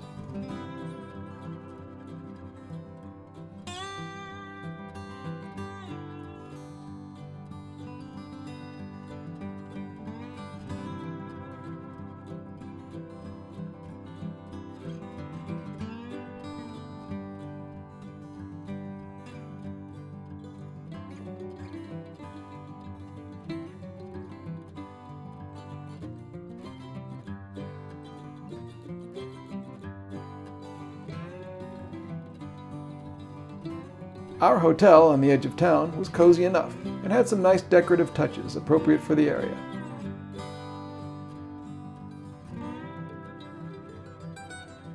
And as we got back in the car to go find dinner, we got a reminder of Oklahoma in a strip of land between the hotel and the gas station next door. Prairie dogs!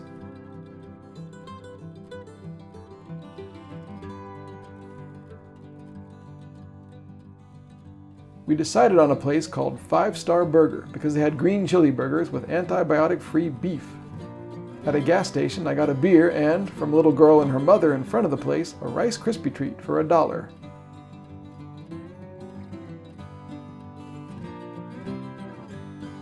The perfect dinner in the perfect place.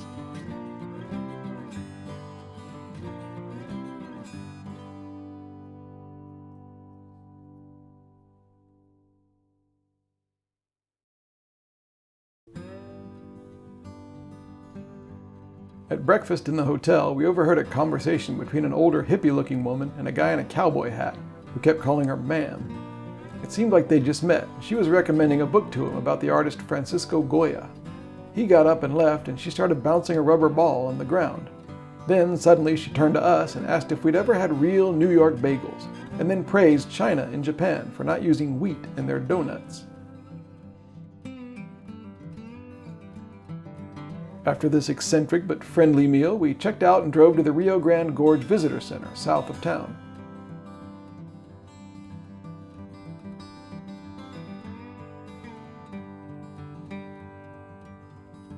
The guy working there muttered that today was his last day, but he still gave us some ideas for things we could see.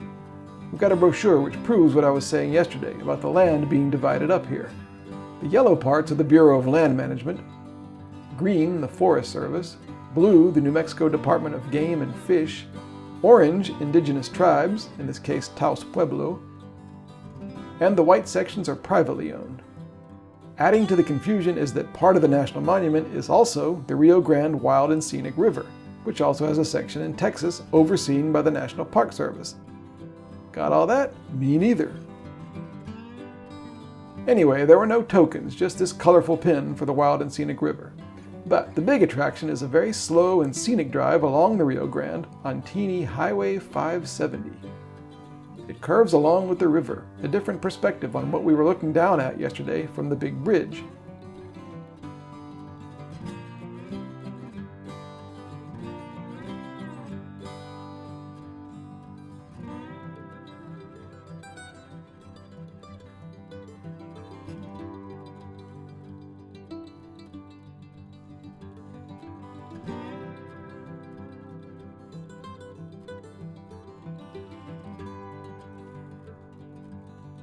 The paved section hugs the riverbank, and then you cross the river on the Taos Junction Bridge and climb up into an unpaved section with hairpin curves and stunning views of the gorge.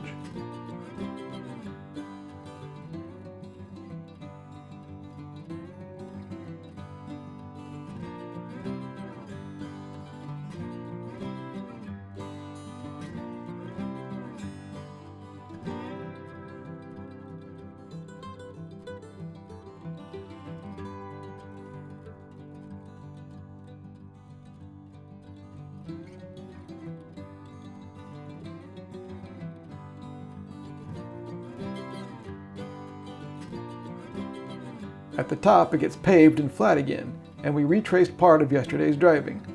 That same one building, and over the high bridge again, but this time towards Taos Pueblo, one of the very oldest continuously inhabited communities in the United States.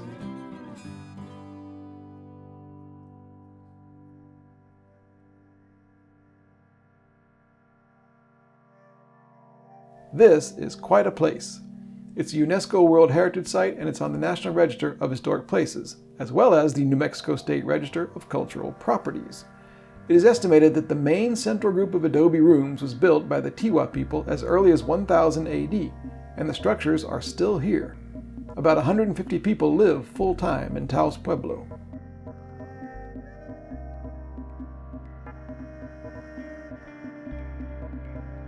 Access to some of the rooms is by a hole in the roof, reached by ladders. In case of attack, the ladders can be pulled up. The church was built in 1850 and, like the other buildings, is maintained so that its original adobe construction remains sturdy against the elements.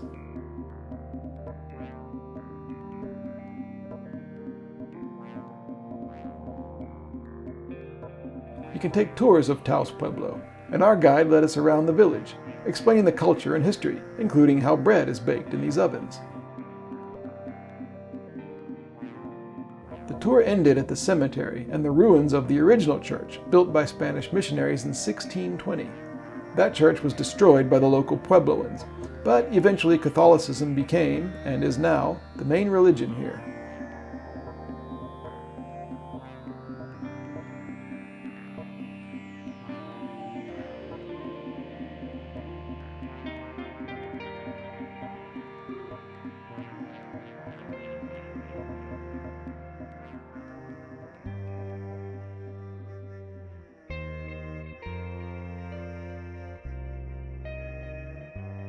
Some of the structures are private homes, but others are shops open to the public. In one of them, the Adobe Cafe, I had the Tiwa taco and some piñon coffee under a shady hut outside. A truly unique lunch.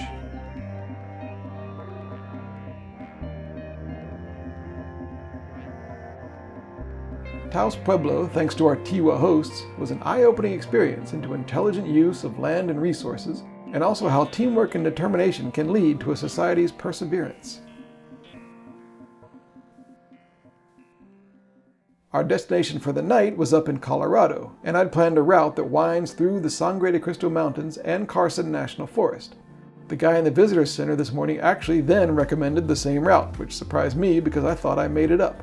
But actually it's called the Enchanted Circle Scenic Highway, and it goes by high passes, wide valleys, scenic lakes, and majestic mountain views.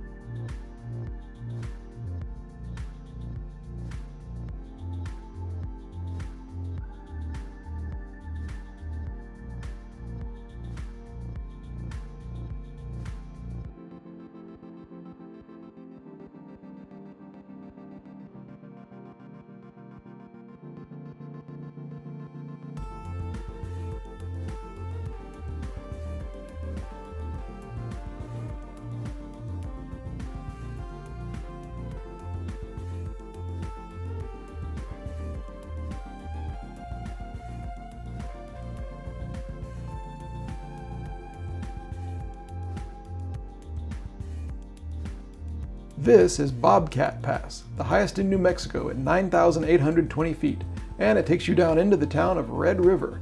one of several great little historic places on the Enchanted Circle.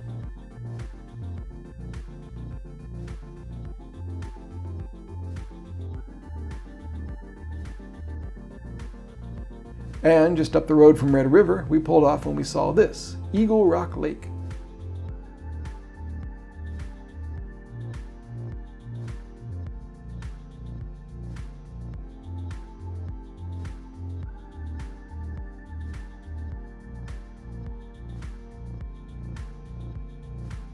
I was hoping to get photos of the ducks before they got scared and swam away, but instead they walked up onto the shore and straight at us. More friendly New Mexicans. One of them recommended a book about Goya to me.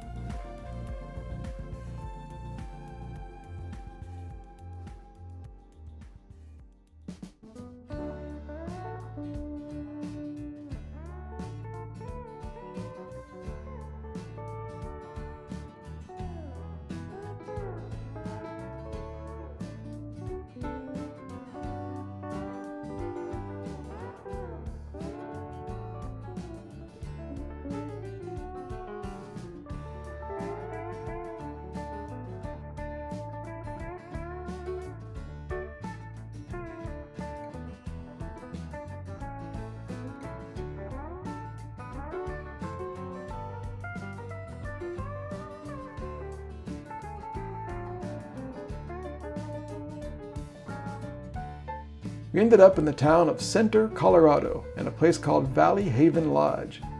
Sort of like a big modern log cabin with private rooms and a communal kitchen.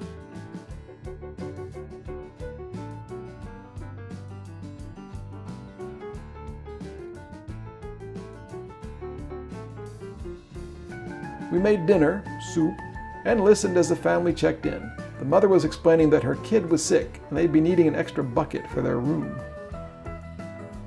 Center is a quiet town, especially on the outskirts, and thanks to the way the fields are worked, it looks amazing in a satellite view.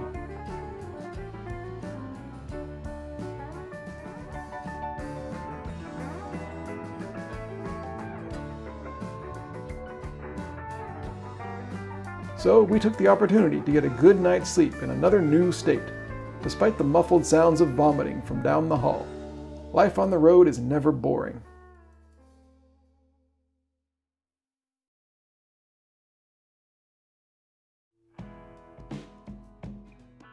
Morning came to Valley Haven Lodge and we got to see Center, Colorado in the sun for the first time. I took care of the laundry, all by myself, with no help. Alright, whatever. And during breakfast, the lady from last night asked us if our sick family members had kept us awake overnight. We just said, no. I said one last goodbye to the clothespin that was in our room and had my name on it. I swear I didn't do this. And we drove through Center to the Great Sand Dunes, about half an hour away. Today's forecast was wind.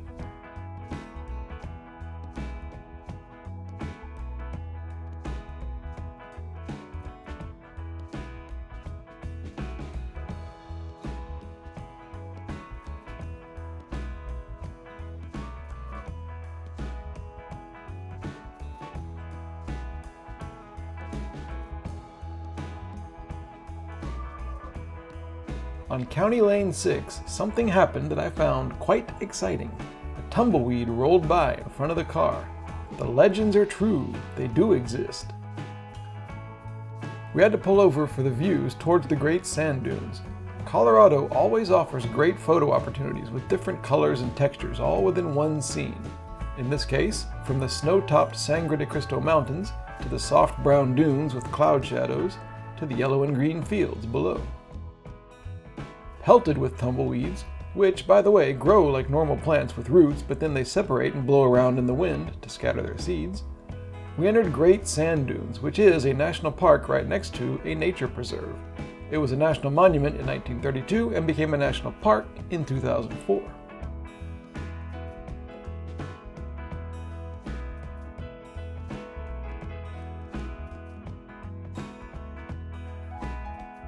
The The visitor center had displays explaining the dunes, which was good because, to be honest, I found the brochure lacking in details. And that's a shame because the story here is quite unique. What happens is, sand was created here in the San Juan Mountains on the other side of Center. Strong winds blew the sand into a large lake that used to be here in the valley. The water from that lake, incidentally, went into the Rio Grande River and formed the Rio Grande Gorge down in Taos. But anyway, that ancient lake receded about 440,000 years ago, and winds started blowing the exposed sand towards the giant Sangre de Cristo Mountains, where it got caught in this little corner. Other winds blew through 3 mountain passes the other way, and the opposing forces caused the sand to build up vertically. 2 seasonal creeks now run around the dune field when snow melts in the spring, carrying some of the sand back to the southwest, where the process keeps repeating. The end result is the highest dunes in North America. Interestingly, and I wish the brochure explained why this is, the biggest dunes can keep their shape for a long, long time. A ranger in the visitor center, who seemed kinda disinterested, warned us about the wind on the dunes. Despite that, there were lots of people here today, including several school buses and lots of kids running around.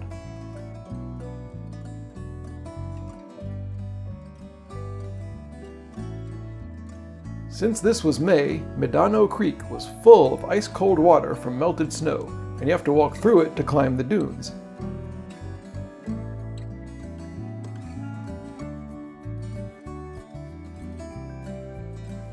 There's no time to notice your freezing toes, though. All your attention goes to the fiercely blowing sand. It's not always like this, but when it is, it's a great showcase of how the dunes are formed.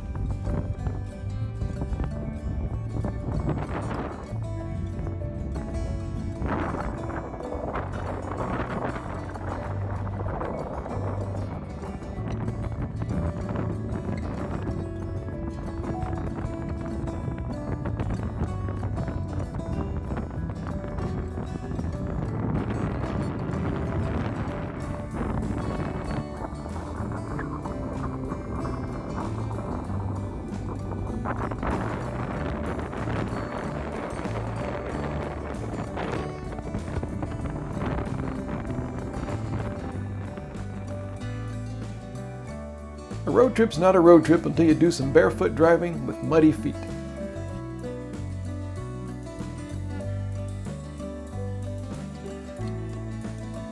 We wanted to see nearby Zapata Falls, but immediately gave up.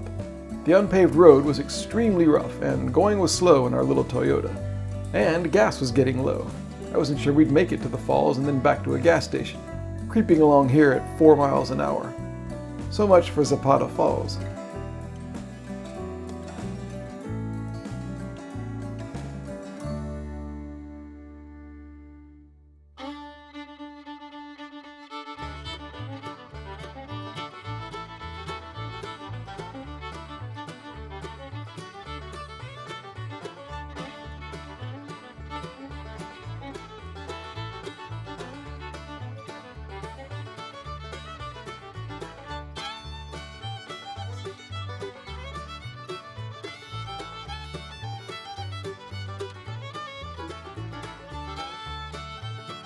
Back around Center, we got another look at what those southwesterly winds can do to the landscape. I knew we were heading further into the Rocky Mountains, but you couldn't even see them ahead. But then suddenly, there they were, and after we climbed through towns and up mountain roads, we pulled over at Pancha Pass for an in-car picnic.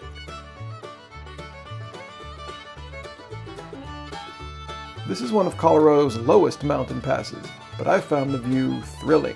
This is really my type of landscape.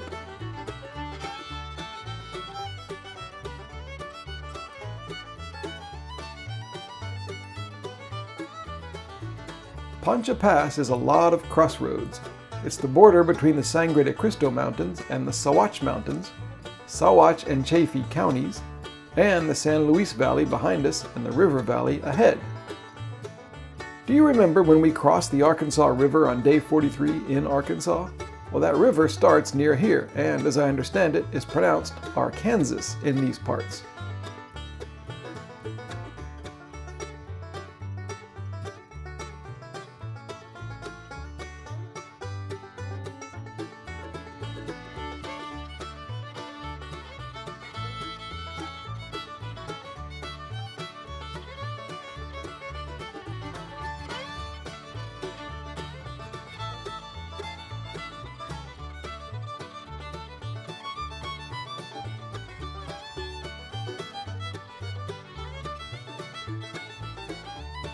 Train tracks between Highway 285 and the Arkansas River remind you that a lot of the towns we're passing through were founded by the Denver and Rio Grande Railroad in the 1800s.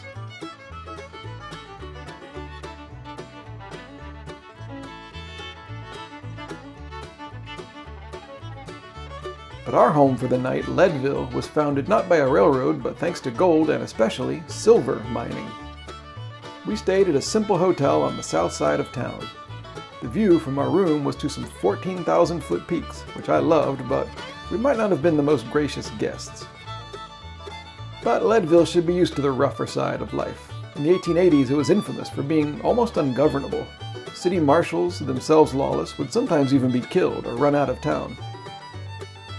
Several notable historical figures had ties to Leadville, including Doc Holliday, the unsinkable Molly Brown from the Titanic, and ever-fearless Oscar Wilde, who once gave a lecture in this violent, hardscrabble town about the aesthetic importance of art for art's sake.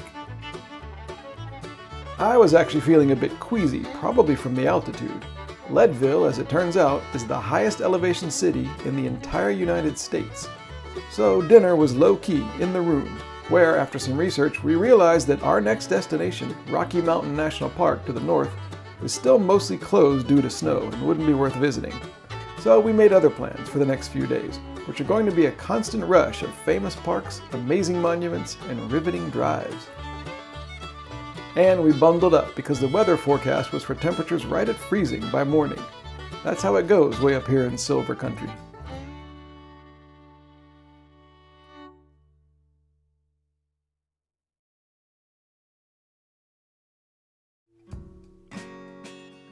It wasn't quite freezing in Leadville the next morning, but it was cold and sunny, and we had quite a drive ahead of us.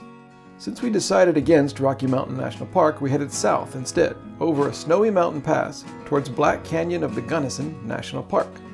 But as we turned onto infamous Colorado Highway 82, I wasn't sure this was the right decision for the road trip. I mean, if the travel gods could just give us a sign, just any kind of sign at all, that we're on the right road.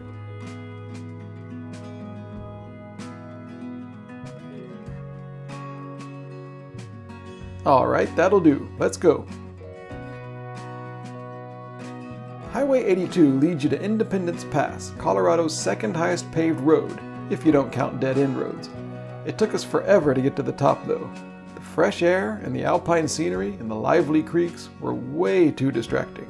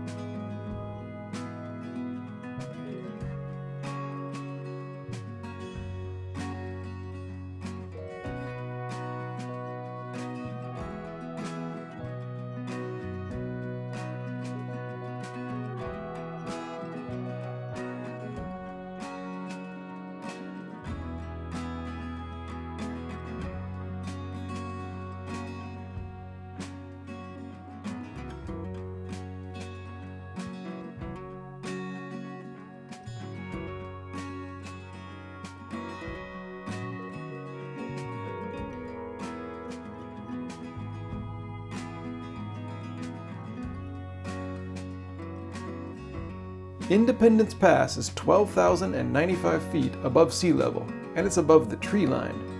Even here in May, the snow was deep.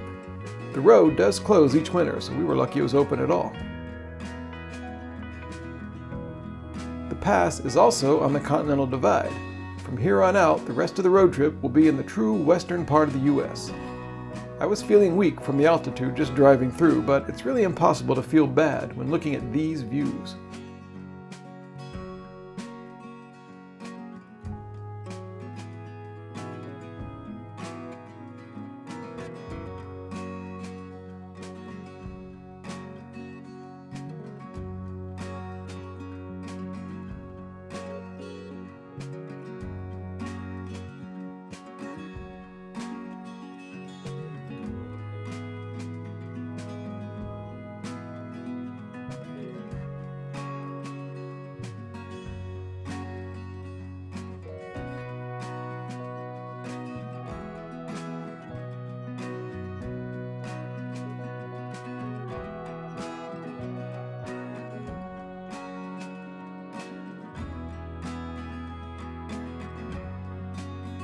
There's also the ghost town of Independence. Gold was discovered here and a town sprang up in the 1880s, circumstances which included driving the native Ute tribe down from their long inhabited homeland to lower places elsewhere. Things went downhill for the town almost immediately. The gold ran out, and then a railroad diverted traffic from the nearby wagon road, and then severe snowstorms finally drove out everyone. The town and its log cabins were abandoned.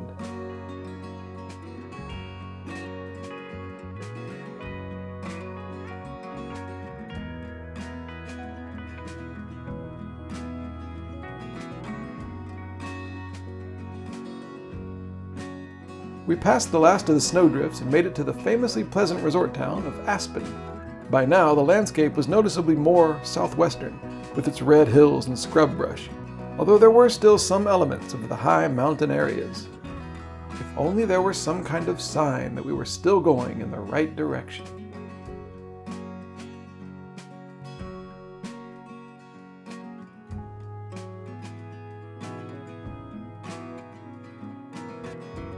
Some of the best things about a road trip are the completely unexpected ones. We were driving along the Crystal River south of Carbondale and just happened to notice this large waterfall pouring out of the rocks. Even better, this is what it usually looks like. Must be snowmelt and lucky timing.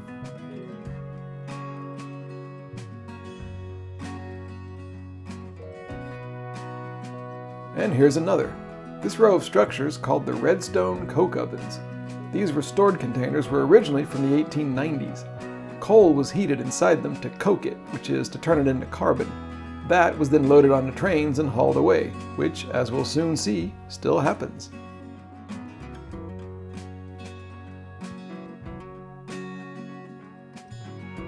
This is McClure Pass at a mere 8,755 feet. It takes you into Gunnison County and into Gunnison National Forest, and it separates the headwaters of Crystal River from the North Fork Gunnison River. The national park gets ever closer.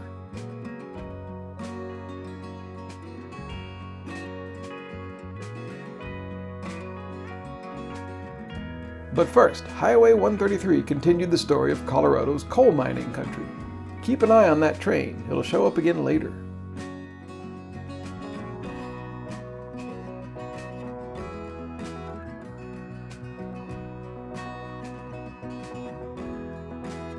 One of the last towns we passed through before the national park was Crawford.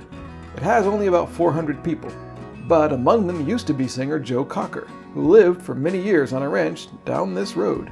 He's buried in the town cemetery.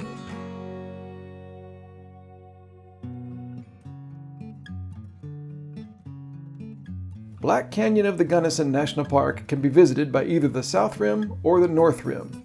The welcome sign here, on the north side, wasn't exactly crowded. This is one of America's least visited national parks, and those who do come usually go to the South Rim. There isn't even a visitor center on the north.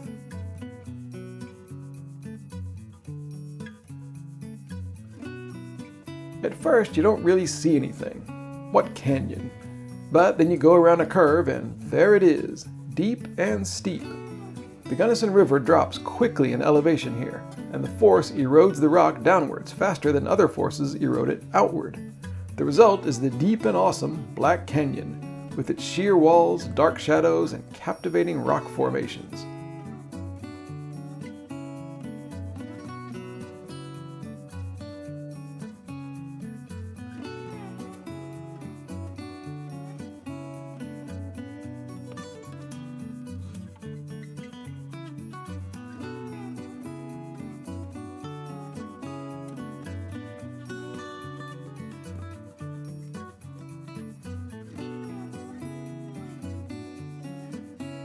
And it was windy today. An extra thrill to go with the unnerving heights and flimsy-looking fences.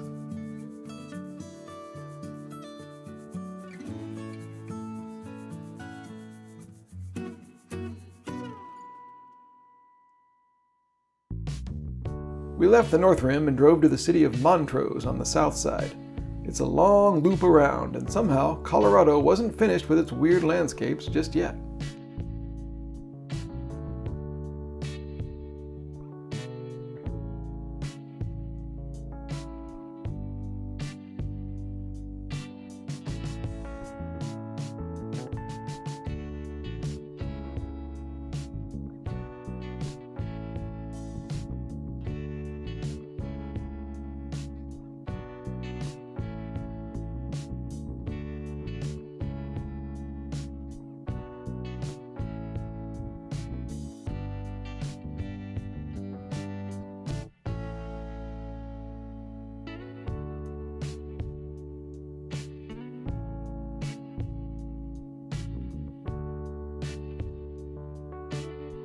This is the bridge over the Gunnison River itself, which here is much more tame and gentle than at the bottom of the violent canyon a few miles away. The city of Montrose seems low after all the places our car took us today, but it's still over a mile above sea level. But at this lower altitude, I was feeling much better, and Montrose seemed pretty cool, with its guitar shops and unibrow McDonald's.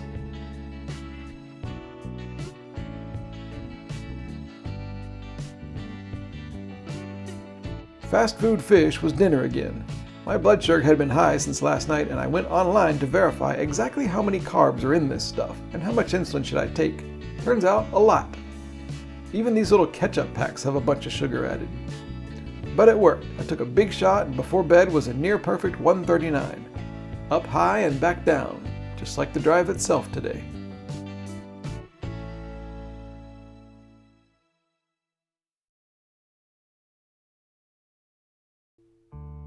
Black Canyon of the Gunnison has probably the coolest name of any national park, and we had big plans for the park today. But on the 15-mile drive from the hotel in Montrose, the rain and clouds looked like they might spoil them. Then again, half the sky was blue and sunny, which would prevail. By the time we got to the sign at the South Rim entrance, the sun looked like it just might be winning.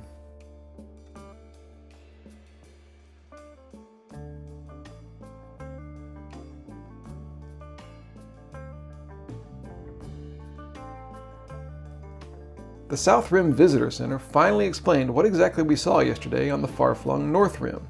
A big deal is made about the narrowness of Black Canyon. As the brochure puts it, some are longer, some are deeper, some are narrower, and a few have walls as steep, but no other canyon in North America combines the depth, narrowness, sheerness, and somber countenance of the Black Canyon of the Gunnison.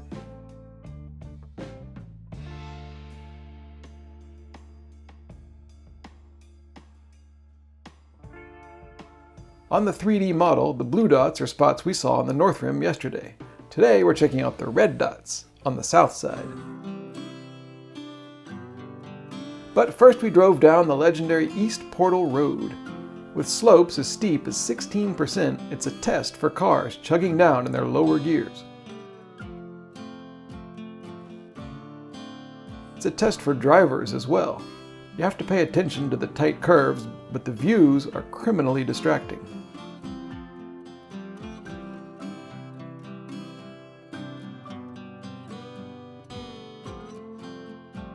At the bottom, you're right beside the Gunnison River. Actually, technically, this is no longer in the national park. It's in the adjacent Curricanti National Recreation Area. I guess that's why we bought both tokens up in the visitor center.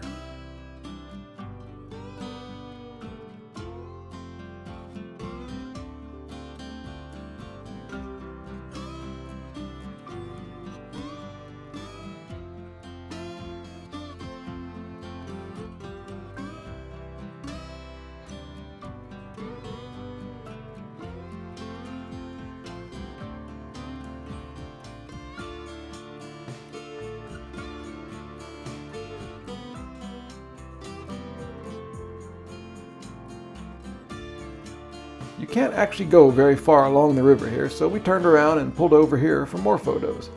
I became mesmerized by the flowing water and tried to get a long exposure shot of it. That's when you leave your camera's shutter open for a second or a few seconds to let the water flow and blur into big smooth lumps. But you need a filter to make it darker, or the extra light just blows everything out. I didn't have a filter, so in a fit of mad genius, I used my sunglasses. Not ideal, but not too bad, really.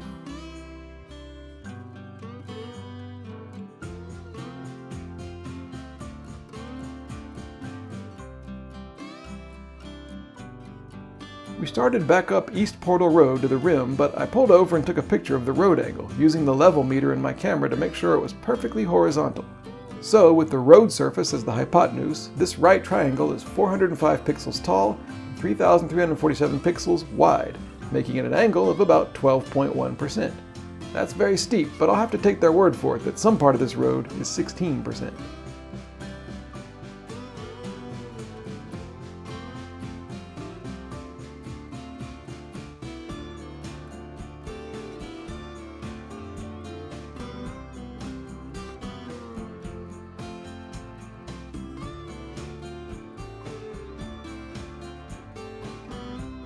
Black Canyon has one of the better park brochures I've seen.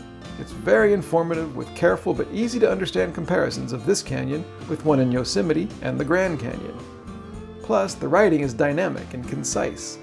The history of the park includes a 1901 expedition by two guys who, though many others had failed before them, first followed the river all the way through the canyon on a rubber mattress. The Black Canyon is called that because its walls are so steep that sunlight doesn't touch some sections more than about half an hour a day. It became a national monument in 1933 and a national park in 1999. My favorite fact from the brochure is that in the space of 48 miles, the Gunnison River loses more elevation than the Mississippi River does in its 1,500 miles. That explains the brutal downward erosion on the rock that the river has pounded through over the last 2 million years. At times, the brochure is even heartfelt and persuasive. Preserving wilderness shows restraint and humility, recognizing what we don't know about the land, which ultimately feeds, clothes, and shelters all. Bravo to whoever designed and wrote the Black Canyon brochure.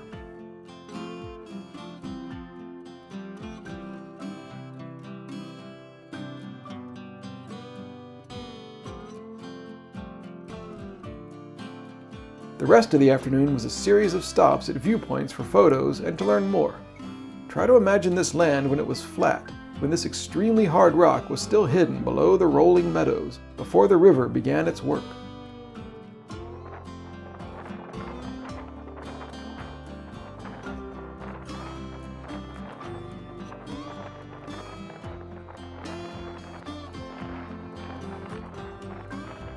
The lighter color bands on the cliffs are volcanic rock which seeped into the other rock about 1.5 billion years ago. You see this pretty much everywhere in Black Canyon, especially at the Painted Wall, the tallest cliff in Colorado at over half a mile high.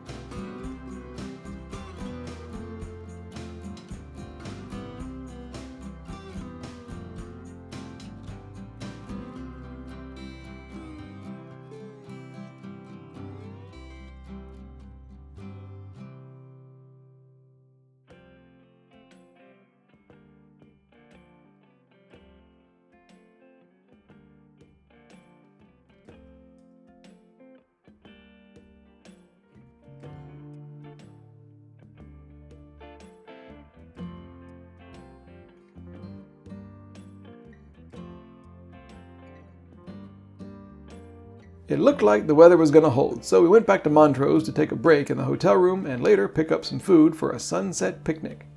The idea is to catch the sunset over the canyon rim, with the Gunnison River visible below.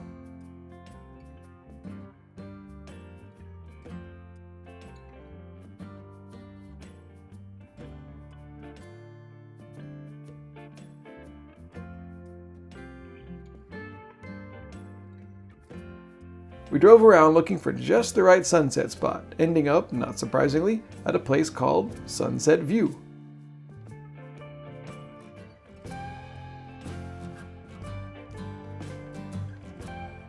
Several others were waiting too, including, unfortunately, someone playing music on their phone speaker for all to enjoy, whether we wanted to or not.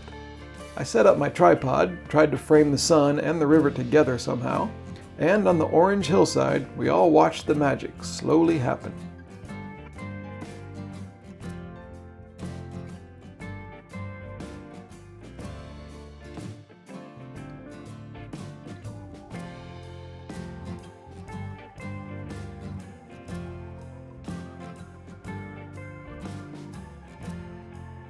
As a bonus from the NPS gods, a thin crescent moon seemed to hover right over our hotel in the distance. We let it lead us into the night and out of Black Canyon of the Gunnison National Park. I felt like we'd seen it all, from every angle we could. It may be one of America's least visited parks, but it's one of the best.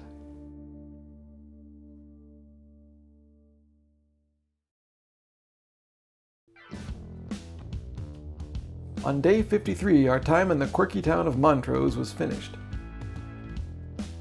We pulled on a sunny Highway 550 and looked ahead to the Colorado mountains we'll be passing through on our way to Mesa Verde National Park. Nice view, but I guess some views are even better.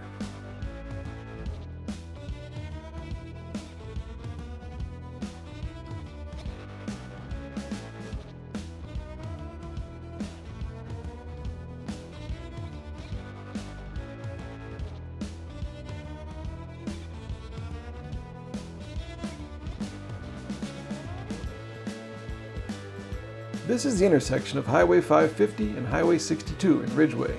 It's the only traffic signal in all of Ouray County. Also in Ridgway, we passed over the Uncompahgre River, tributary of the Gunnison River. Our final goodbye to all things Gunnison.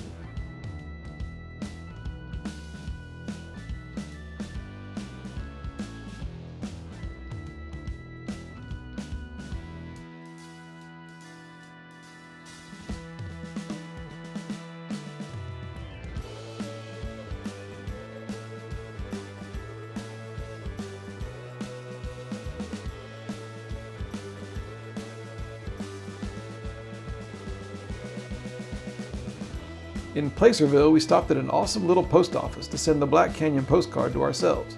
And if you too like this building and want to run a post office, well, seems like it's for sale.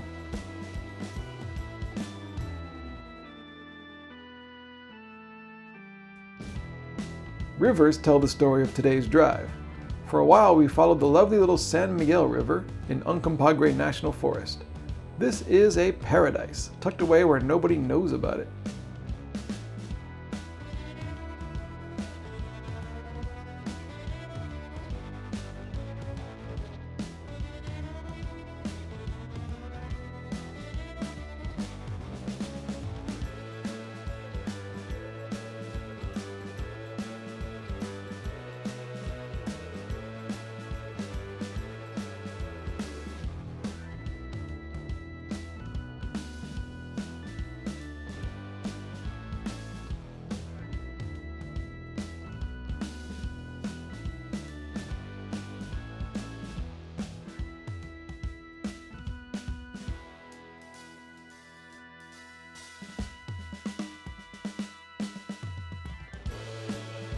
Lizard Head Pass was the high point of the drive. It's 10,222 feet above sea level and named for Lizard Head, this nearby peak that impresses onlookers and challenges climbers.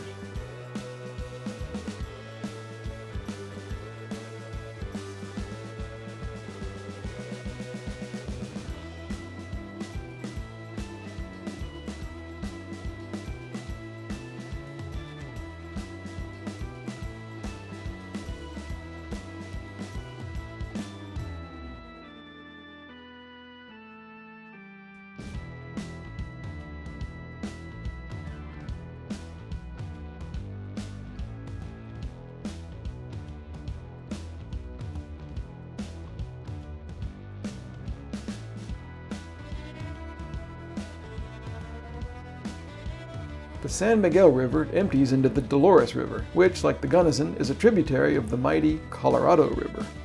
Soon after going over the Dolores, our trip odometer hit another milestone.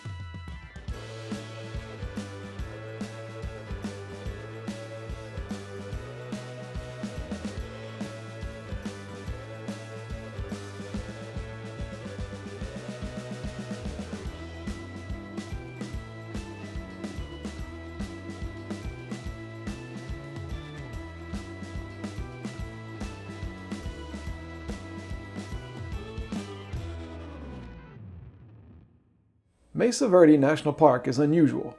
Rather than focusing on a national landmark per se, it's all about the native people of hundreds of years ago. They lived on the top of the flat mesas and below in well-built structures in recesses in the cliffs. In the Visitor and Research Center, the displays are well done and instructive, and the brochure is pretty good, although it does focus almost entirely on the cliff dwellers. I wish it also explained the topography of the area. We got 2 tokens, one for Mesa Verde and one for Yucca House National Monument, which we didn't actually visit. Oh well. Our plan at Mesa Verde was to camp overnight. As the official website says, there's always plenty of space in the campground. I asked a ranger and she said she didn't know anything about camping because it's run by a private company. Also, she said the guided tour was sold out. But as she was circling things on our map that we could go see ourselves, her computer beeped. 4 spaces had just opened up on a tour. We immediately bought 2 of them. At the entrance gate, I asked another ranger about the camping situation. He said the campsite was full and had been booked solid since 2 days ago. No camping for us in Mesa Verde. That's what we get for arriving on Memorial Day weekend.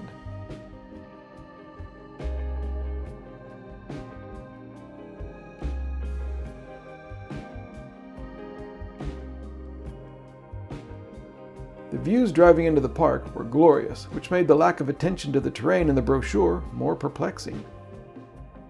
We pulled over for a quick picnic lunch, and on my phone I found a last-minute hotel room in the town of Cortez.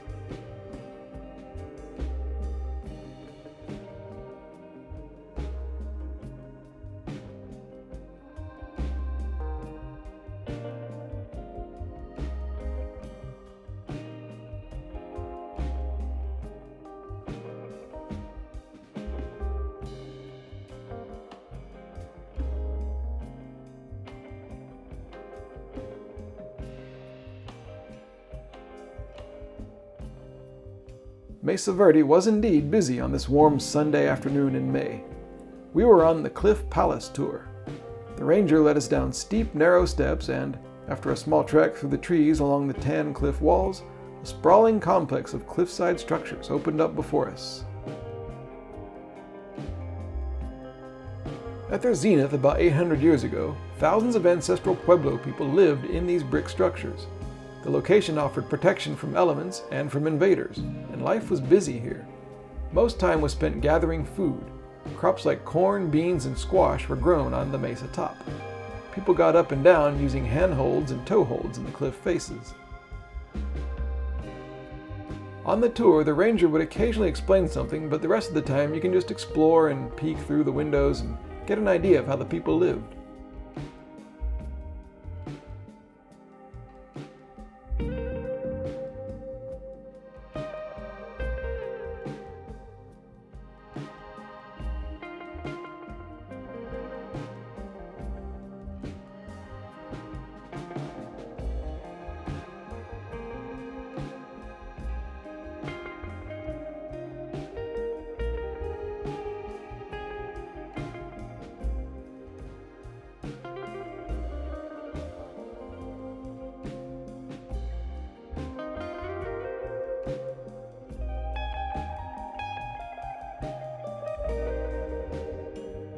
When the Cliff Palace tour was over, we wanted to see more about how people interacted with and lived in these lands. So we took the Mesa Top self-guided tour, driving around to various viewpoints to get the full history. The cliff dwellings were only constructed in the 1200s. The earliest people here arrived around 600 AD and lived in pit houses, which were 4 feet deep chambers dug in the ground and covered with mud roofs. Over the next few centuries, housing evolved. Pit houses grew in complexity and technology and were then replaced by pueblos, structures built with walls above the ground on the mesa top. Both types included a kiva, a dugout round chamber probably used for religious purposes. Rooms had ventilation and heating and cooling systems. But life was tough. Half of all children died before their 5th birthday. At the Mesa Top Sites section, you can see the challenge for modern archaeologists. 3 types of structure built around 100 years apart, all on the same ground. Scholars have to study what they find carefully to peel back the layers. Sun Point Pueblo represents one of the last communities on the mesa top before people started building the cliff dwellings below. It's in disrepair because bricks were salvaged by the Puebloans for new projects, like Square Tower House. Nowadays, we don't even really know why the people moved down into the cliff dwellings in the first place. I like to think they just wanted to be closer to the crazy scenery. Maybe that's just me. The grand finale of the Mesa Top Tour is the so-called Sun Temple. It was never completed. Some people believe it was going to be a site of religious importance. It came near the end of the native people's existence in Mesa Verde. While the cliff dwellings were built haphazardly, walls going up wherever the cliff curved and added to as families grew, the Sun Temple was carefully designed beforehand. Maybe the structure was too little too late. Maybe it was an appeal to the gods for help with whatever it was that caused people to abandon Mesa Verde and move south around 1300 AD.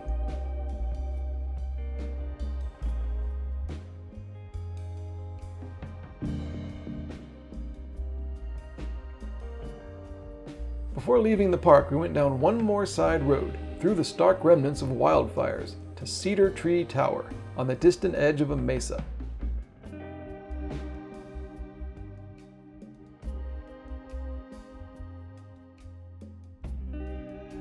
The purpose of towers like this is unknown. Some speculate that they were watchtowers, possible evidence that invaders led to the end of the communities of Mesa Verde.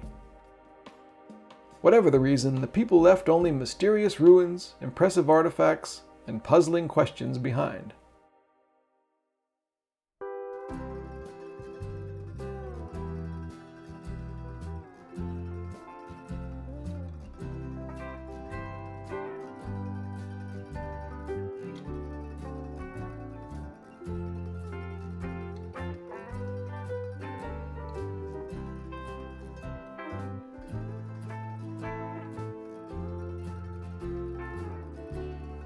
We were unable to camp in the park, so we said goodbye to some lucky souls who were going to get to stay outside all night here, and headed out to find our hotel room down in the valley.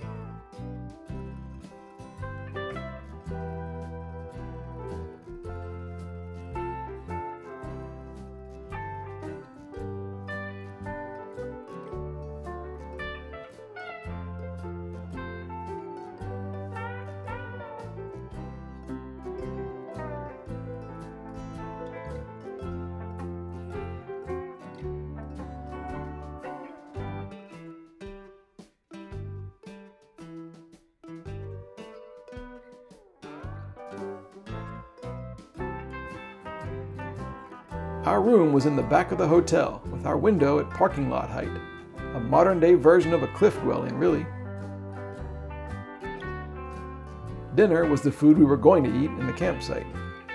And I saw some final Colorado snow, in a way, on the little old cathode ray tube TV in the room. An all-night South Park marathon was just visible. And after all the state has shown us, that's how the last night in Colorado went. Sleeping under the parking lot in a town called Cortez in Montezuma Valley.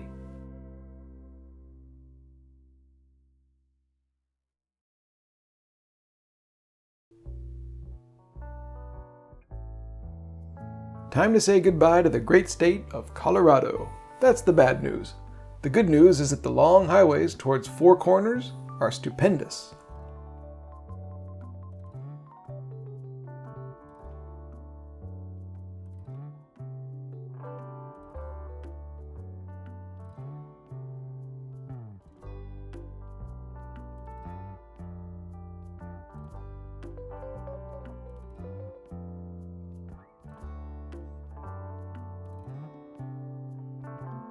The Four Corners Monument is overseen by the Navajo Nation.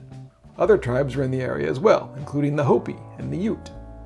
The four states that meet at a single point here are Utah, Colorado, Arizona, and New Mexico. The actual road took us from Colorado into New Mexico for the third time on this trip, where the access to the monument is. It was Memorial Day, and again, lots of people were here. The line of cars was long to get in. And I wasn't even going to get to do all that cremation that I'd planned. Man.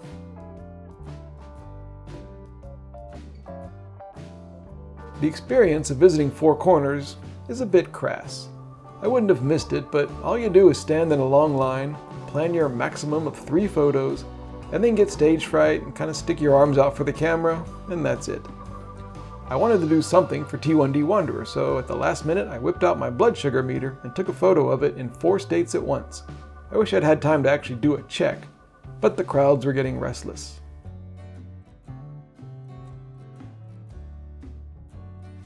Arizona is in the mountain time zone, like Colorado and New Mexico, but it doesn't observe daylight saving time. But Navajo Nation does. But this section of Hopi land in the middle of Navajo Nation doesn't. So basically, in the Four Corners area, you never really know where or when you are. We walked around the 4 states, each of which had stalls, and got a souvenir pin. And then off to the day's real highlight, Canyon de Chelly.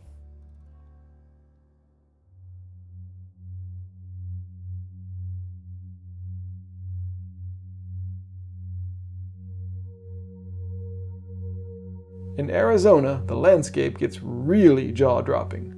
But we were getting hungry. Where does one eat out here? Do you have to ask?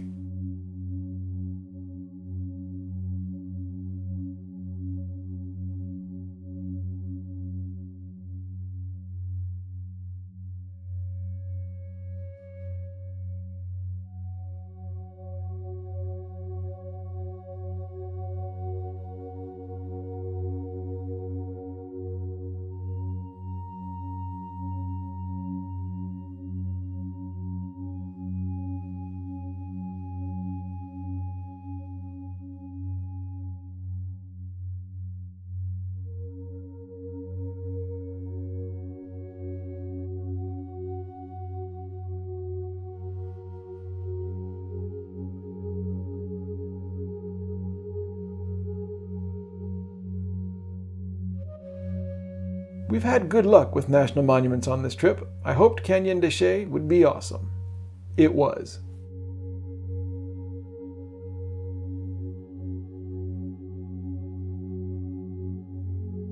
First, at the visitor center, we learned about the geological and human history of the area, and we found out what the monument is. Basically, 2 huge canyons that meet, plus several smaller ones, with various overlooks you can drive to. We chose the South Rim Drive, and I can't overstate this enough, we weren't prepared for how astonishing this canyon is. The further along it you drive, the higher the walls get. It's all the more thrilling that there aren't any guardrails.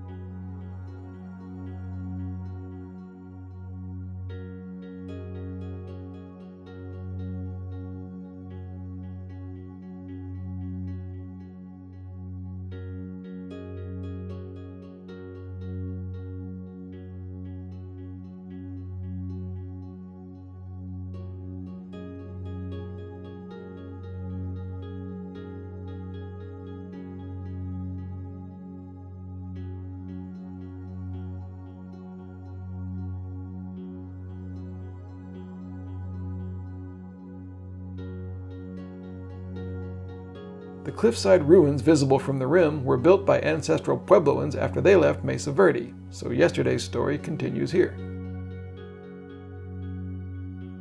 Navajo people still live in the canyon today. Imagine this being your backyard. I've never seen anything else like this.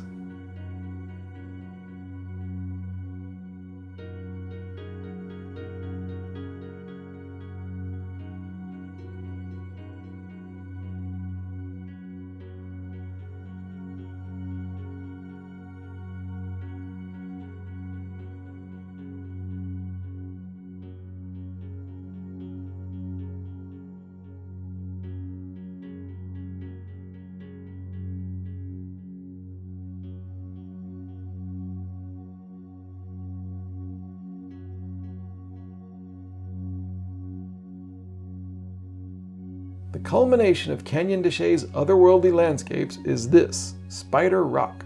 It's an 800-foot sandstone spire, jutting into the air straight out of the canyon floor. Grand enough to make me forget that I'm sitting on the edge of a deadly drop-off. Almost.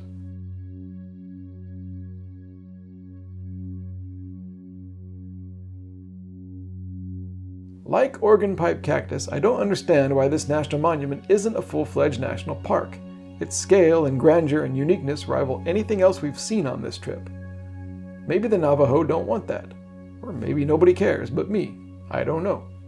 And maybe leaving it as is makes it better, more untouched by crowds and attention and infrastructure.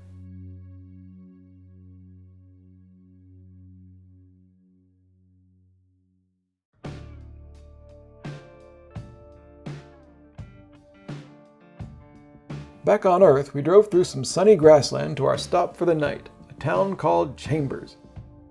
Again, I didn't know what to expect, having just chosen it on a map due to its location.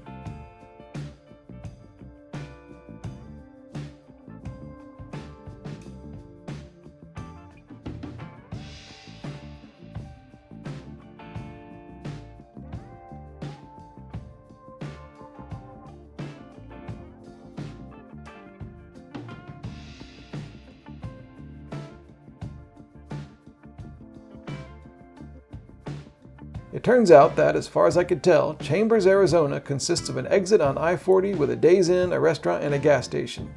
And that's it. And still I managed to take a wrong turn. Probably the only wrong turn that exists in Chambers. The internet says Chambers has a population of 1,300 people, but don't ask me where they are. Maybe that's only when the train passes through.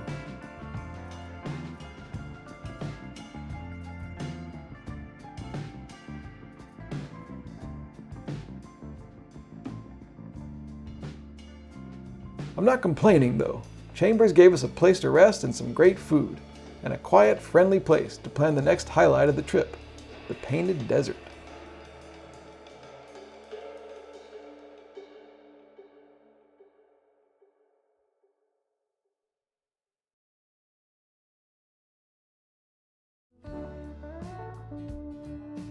Oh, Arizona. We had no choice but to break the trip rule and get on the interstate today.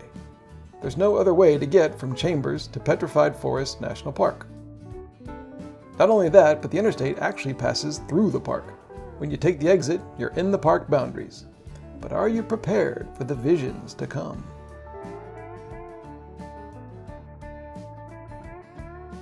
There are two visitor centers. This one, in the north, Painted Desert Visitor Center, gives you a sense of what's in store. Basically, the one road goes down through the park with several viewpoints and landmarks along the way. And, suggests the brochure, you may be lucky enough to see some wildlife.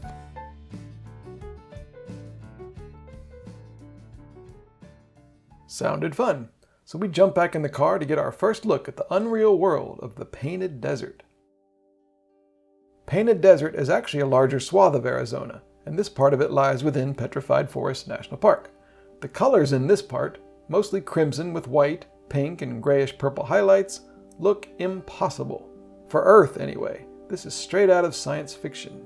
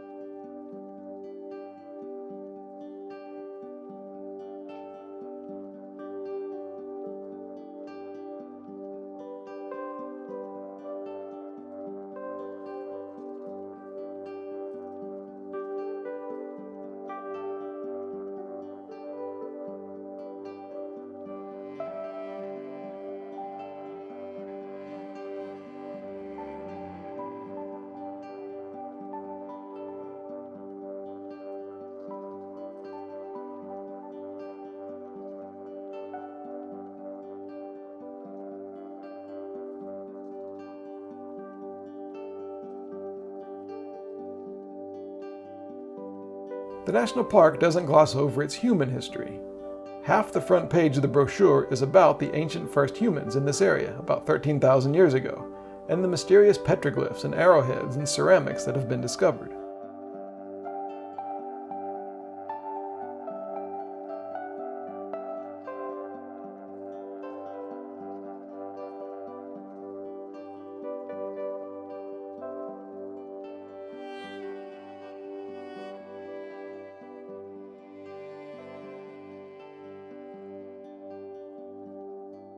Recent human activity is celebrated as well. In its heyday, Route 66 from Chicago to Los Angeles also passed through the Painted Desert. It was one of the drive's most enticing attractions on a route full of them. This 1932 Studebaker honors America's Mother Road.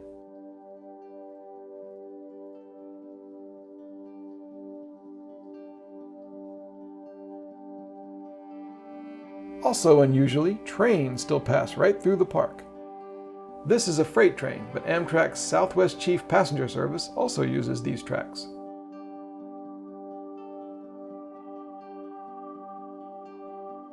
On this day, the sky was trying to match the land with its own colorful shapes and moodiness. We pulled onto a small side road to look for a picnic spot, and thanks to the welcome party on a hilltop, I think the landscape won today.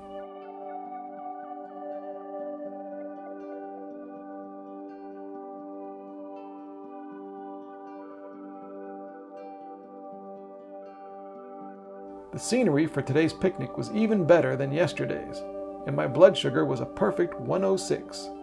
Maybe Arizona is the place for me.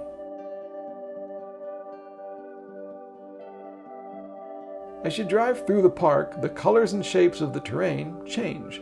Around this central part, you start to see the famous petrified pieces of trees. We'll be seeing more of them further to the south, but first, why does the Painted Desert exist at all? Well, it's all about geology. Different layers of sediment were deposited here, starting 227 million years ago, when Arizona had begun to morph from lush tropics to arid desert. The bands of rock had different minerals and thus colors. Now, uneven erosion has exposed the layers as vibrant hills and valleys.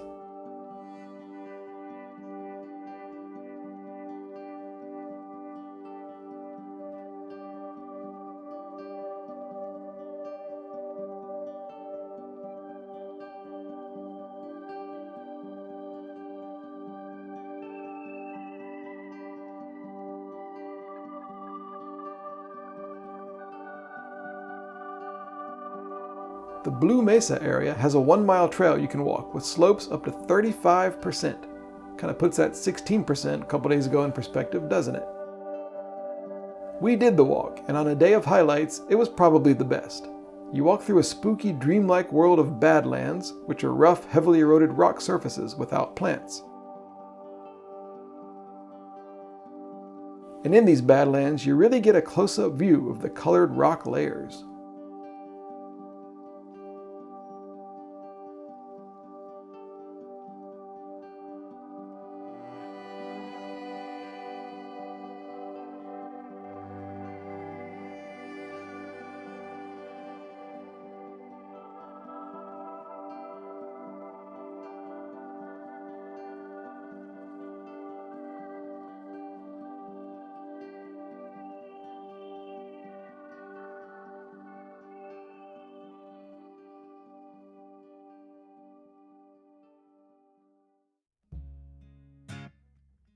We'd left our car in care of this guy, but I think he was distracted by the view.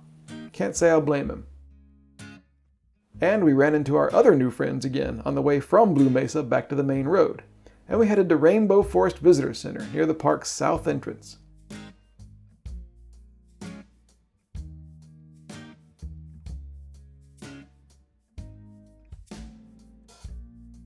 Inside here, displays explain the fossils found in the area, when smallish dinosaurs fought for food.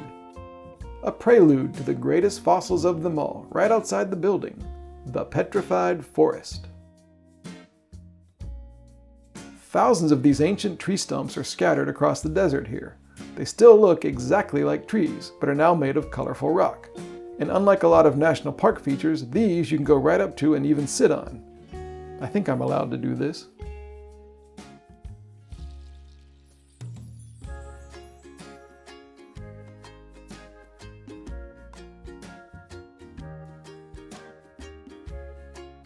What happened is that ancient trees would fall and end up in rivers. Normally they just break apart, but some of them got buried in the silt and volcanic ash in the riverbed, where they were protected from decay. Minerals in the water bonded with the dead tree, replacing the organic matter in each individual cell. The eventual result was rocks full of differently colored minerals that had maintained the exact shape of the original tree.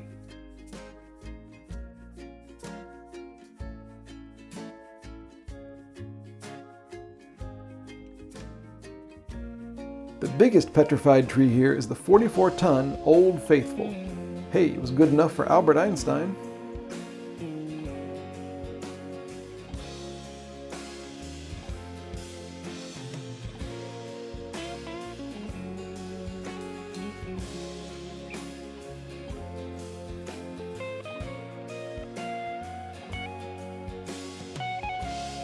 We drove a few miles to the town of Holbrook, Arizona, and to our motel.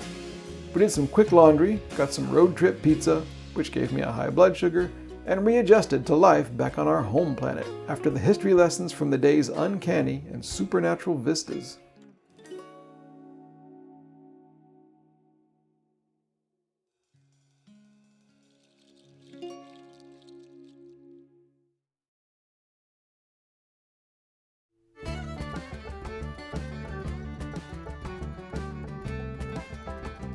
We spent a while driving in circles in Holbrook in the morning, looking for a post office to send ourselves the postcard from Petrified Forest. And we saw another location of the Wigwam Motel, like we stayed at in San Bernardino on day 4, which seems about 100,000 years ago.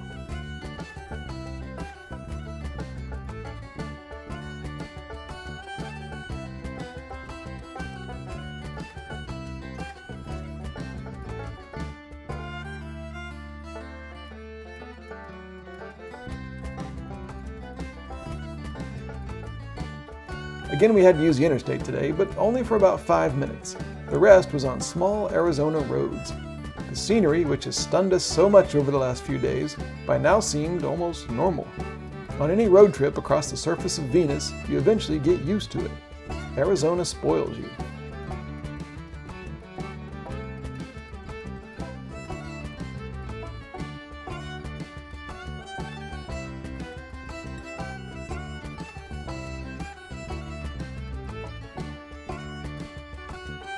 Typical of towns you pass through here is the Hopi village of Shongopovi, which I'm sure I'm mispronouncing. It has a population of about 600, and something seems to be happening here, but not much.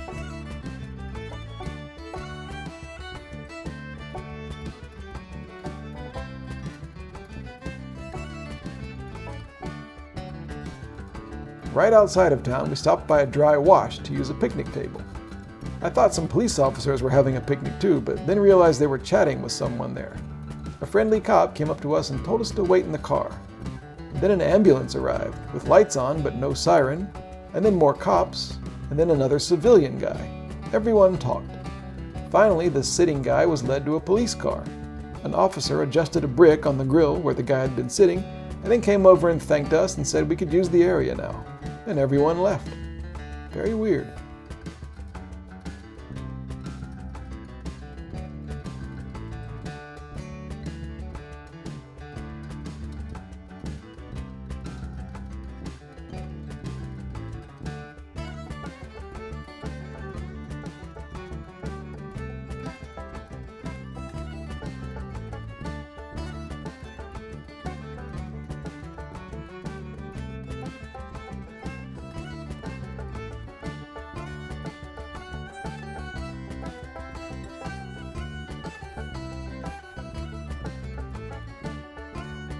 Grand Canyon National Park is, of course, a popular place to visit, and most people who go to the South Rim. That's where we were headed.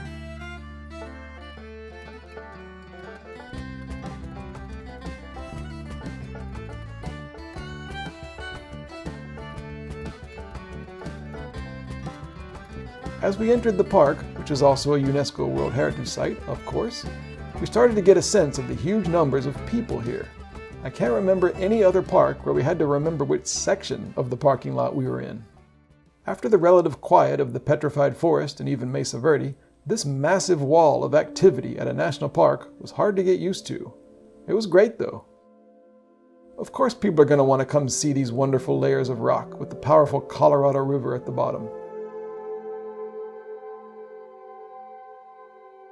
I was here once, briefly, on a 1993 road trip in college. It was nice to be back and see it again, with more time to spare, and a better camera.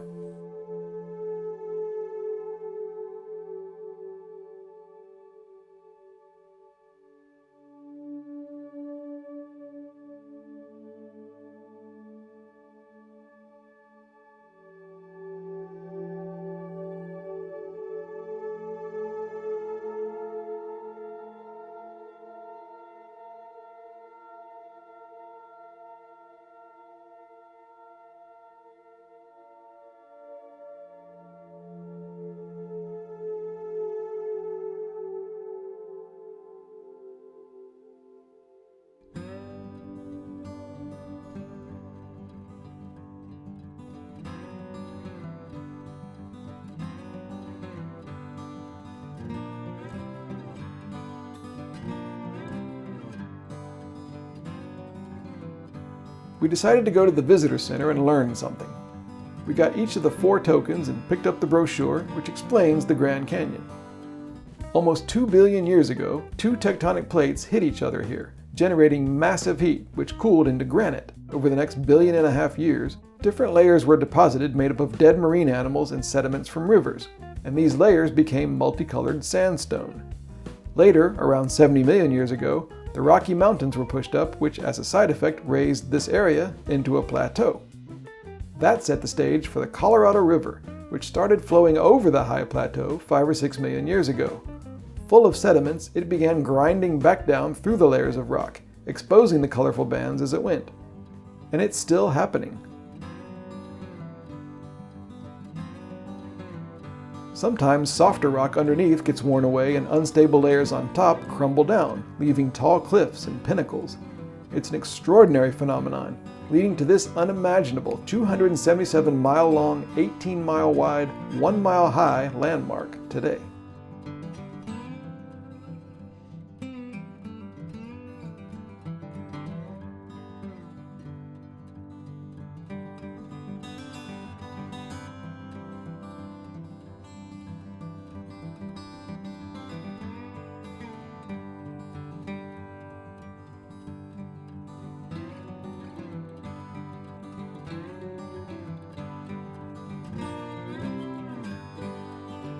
We had reservations, kind of expensive ones, for a night at Maswick Lodge in Grand Canyon Village. After driving around avoiding tour buses and pedestrians, we finally found our building. To defray costs, we were going to eat in the room, but the lodge lady said the park wouldn't let them have microwaves. So we went to the restaurant.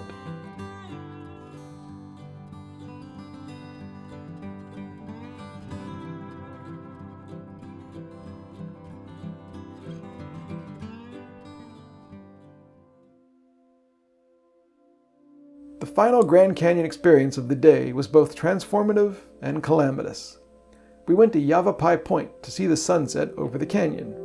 Several others were there, some with cameras and one noisy group with a stack of pizzas. It was a bit cloudy, but that only made the sunset more radiant and colorful.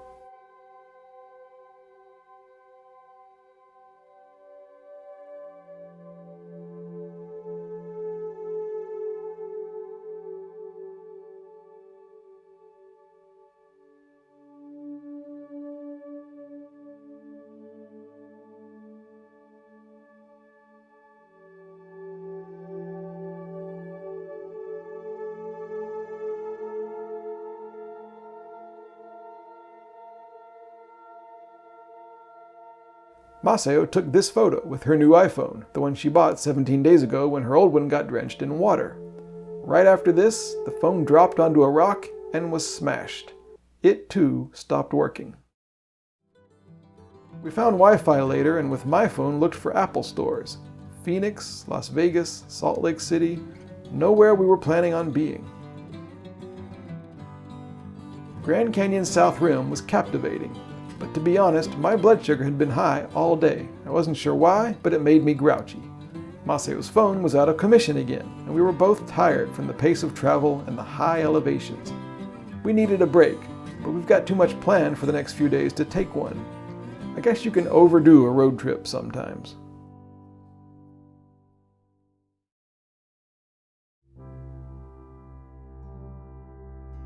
One way to avoid the crowds on Grand Canyon's South Rim is to wake up at 5 a.m. to see the sunrise at Yavapai Point. Not many souls out at this hour. I mean, a few. There were hardly any other people there, though. At first, anyway. Some noisy tourists did show up eventually, but it was okay. We were all in awe of the show. I found that the canyon looks different at different times. With the sunlight creating bright orange rock faces on one side and throwing dramatic shadows on the other, this didn't even really seem like the same place as yesterday.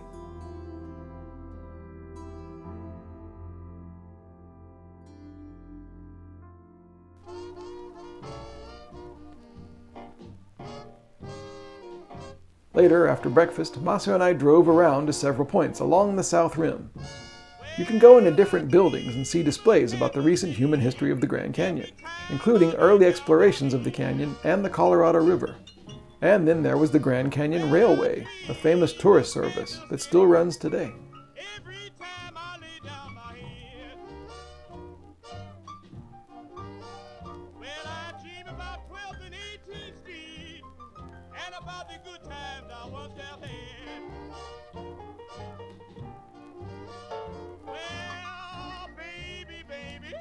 But inside these buildings, you're really itching to be back outside. We were lucky again because the clouds were throwing all sorts of crazy shapes onto the topography below, changing the views yet again.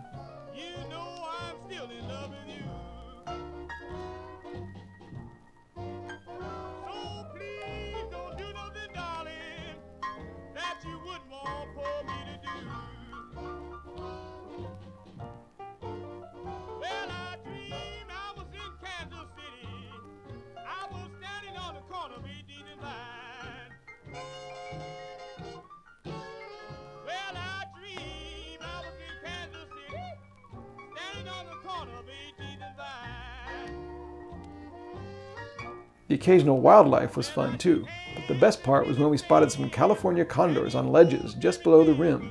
These birds, with their bald orange heads and 3-meter wingspan, nearly 10 feet, almost went extinct, and only 27 individuals were left in 1987. Those were captured and bred in captivity, and then reintroduced into the wild 4 years later. At the time of our visit to the Grand Canyon, there were still fewer than 500 of them.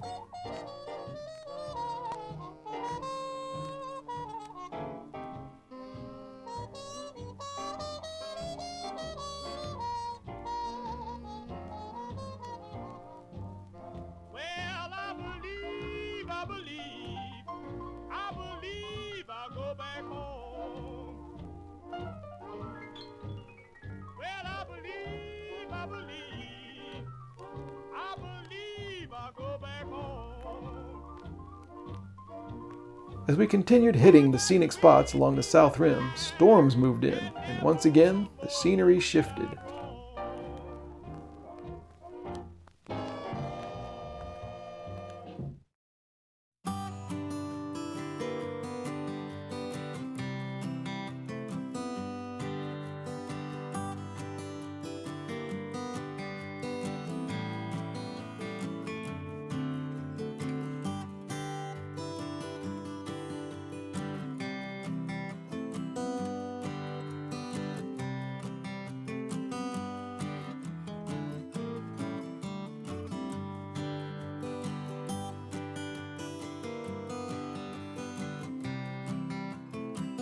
The final thing we saw was the watchtower. From the top of the structure, you see especially captivating views, and from here you can really gaze across the canyon to the North Rim miles away.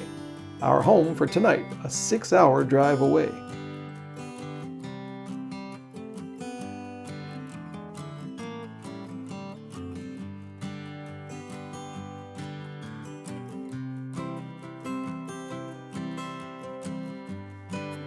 The landscape outside the national park boundary is still great, and there are all sorts of interesting pullouts and side roads for unique views.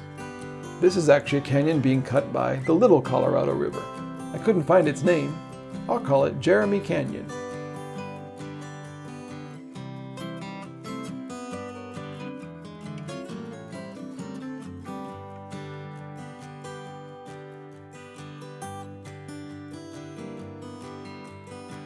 Further away on Highway 89, we saw more of the painted desert. By now, we knew the colored layers well. There's our old friend, white to pink fade. Hey, gray-blue, how you been?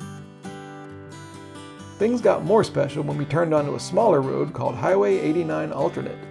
There were hardly any other cars around. Somehow, this area, which I thought must be some of America's very best scenery, was hardly being seen by anyone.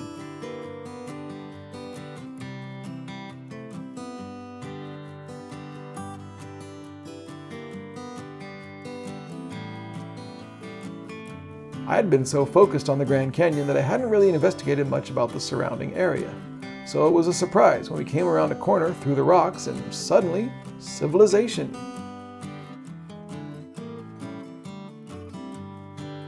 This is where the far northeastern tip of Grand Canyon National Park meets the Glen Canyon National Recreation Area.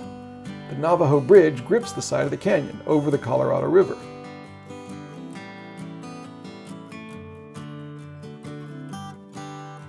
Actually, it's two bridges.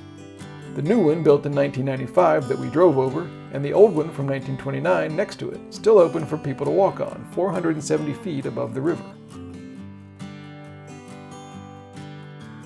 When the original one was opened, it was during Prohibition, so they used a bottle of ginger ale. For the new one in '95, a bucket of Colorado River water was used.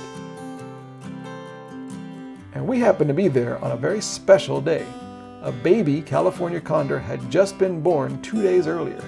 The condor lady had a telescope set up so people could see it being cared for by its father in a crack in the rock on the opposite wall of the canyon.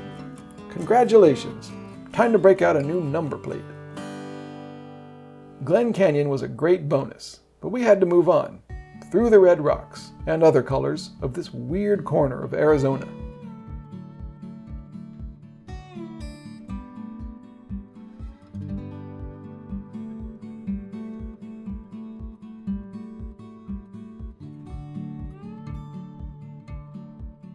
As we neared the north rim of the Grand Canyon on State Road 67, which is closed in winter, before our eyes the landscape morphed into dense forests and wide green meadows.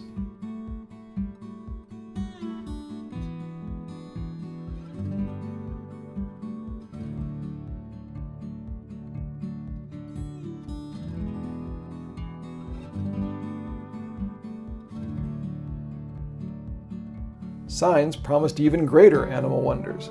We didn't actually see any bison though, but I'm not complaining.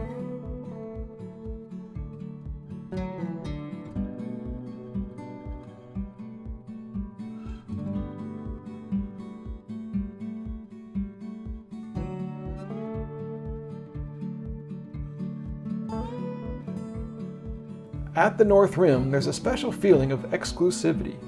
Far fewer people visit here, although it's still a bit crowded. But the crowds are quieter and more manageable. These are the dedicated experience seekers. The visitor center had a neat model explaining why it was so cool and green up here. The North Rim is 1,000 feet higher than the south, and huge snowmelt every year erodes the canyon way more here. The Colorado River is twice as far from the rim here as it is from the south rim, and so the geology is even more lively and dynamic. And this visitor center also righted that wrong from back at the Alamo, so there, Texas. We've been hitting a national park or similar site every day or two for a while now, and it's been kind of frantic. But in the visitor center, I overheard a guy telling a ranger that he and his wife were on a 2-week road trip to 21 parks. What do? Circle around the parking lot and leave? There may be fewer people, but sleeping at the North Rim is still kind of expensive. Over $100 each for the night, which is not really in our trip budget. But you get something for the cost when you stay in the lodge. A real wooden cabin, very homey, with a fireplace and a porch to eat your dinner. My blood sugars had been perfect all day. I credit the stress-reducing landscapes. Nature fixes you. After dinner, we went to watch the sunset and see the snow-carved pinnacles and cliffs of the secretive North Rim. Just us and a few others, getting a new perspective on a classic canyon.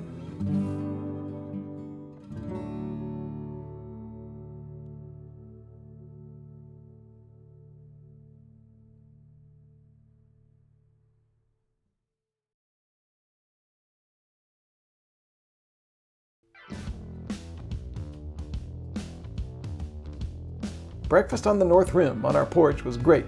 Somewhere beyond the blueberries and blackberries and cottage cheese are actual views of the canyon itself. Can't beat that. On a trip like this, you pack and unpack many times, and you get pretty good at it. This footage is in real time, not time-lapse, I swear. Anyway, turn off the electric fireplace and hit the road. We spent the morning driving wherever roads exist along the North Rim to see the different viewpoints.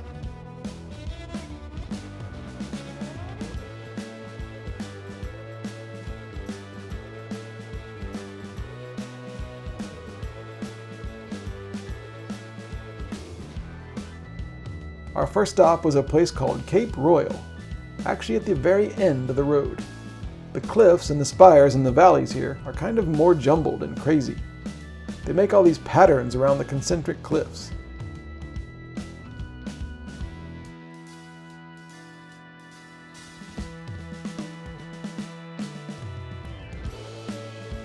And you find out that the North Rim really is higher than the South.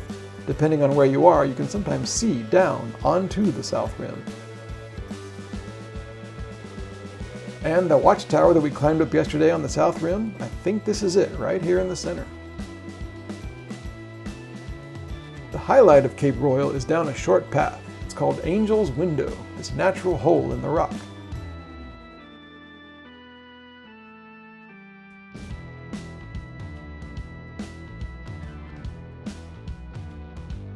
The people walking above it seemed like they were having fun, so we went there too. It is a little bit unnerving being this high up on this narrow little rock ledge, but the view's totally worth it.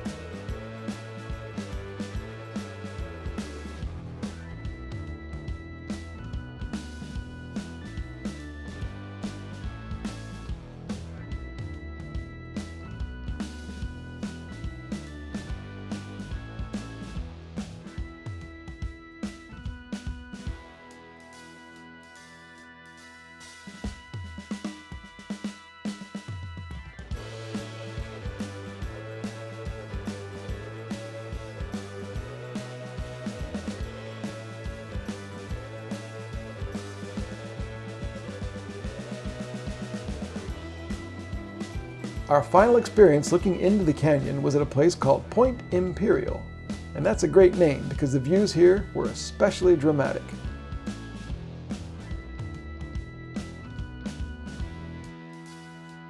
And what's that in the middle? Actually, this is called Mount Hayden, a notable peak in an area teeming with them. I noticed that some climbers had taped a note onto the ground today saying that they were climbing Mount Hayden and that if we saw them, please take a picture and email it to them. I tried, took several photos and looked at them, but I didn't see anyone climbing. Sorry, Tyler.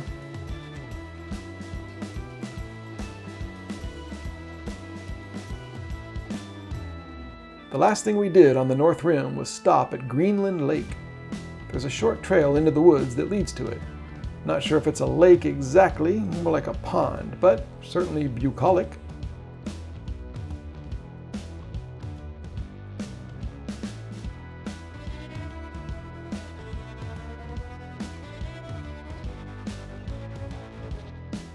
Beyond the pond at the end of the trail, there's this little wooden shack. It's from the 1890s and it was used to store salt for cows, which used to graze around here. There was nothing inside, but just enough space for me to live and fulfill my fantasy of being an old prospector. Now get the hell off my property!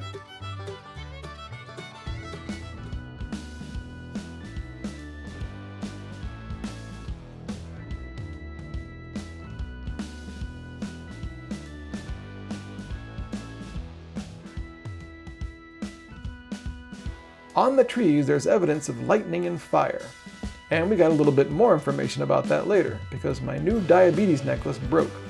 So I had to pull over and fix the chain, and the place we pulled over had these information signs about lightning and fire.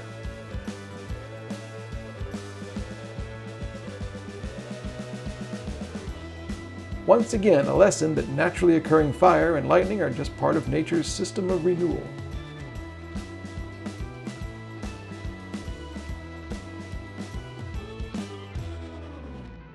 And that was it for the North Rim and for the Grand Canyon. We drove away feeling that we'd really gotten to see the Grand Canyon from all different angles and all different sides.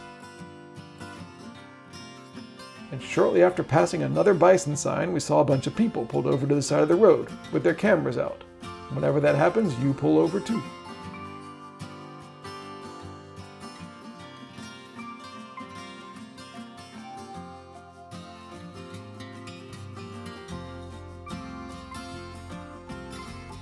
A huge group of bison, even more than we'd seen in Oklahoma, and pretty close too.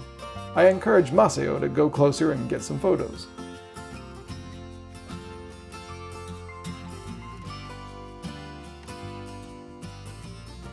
We continued down the road and I noticed the odometer was just about to hit 10,000 miles. So I watched it, and there it was. 10,000 miles on the north rim of the Grand Canyon. 10,000 miles since leaving Los Angeles, driving to the Atlantic Ocean, and now all the way back here.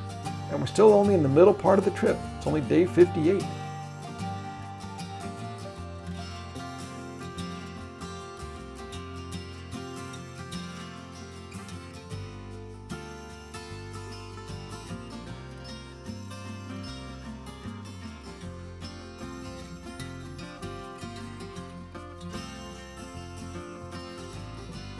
It was lower and hotter as we entered the town of Colorado City.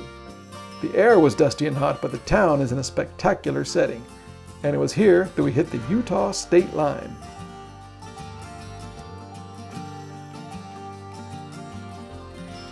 We drove away from the sign, and I wasn't thinking about it at the time, but later I realized, oh wait, I know Colorado City.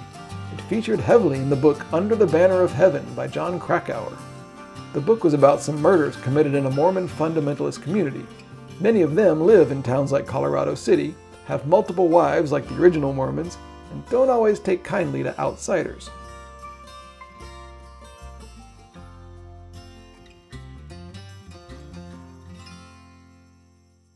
We checked into our Econo Lodge in St. George, put our stuff in the room, and went to a place called Simply Mac, hoping to fix Maceo's broken iPhone.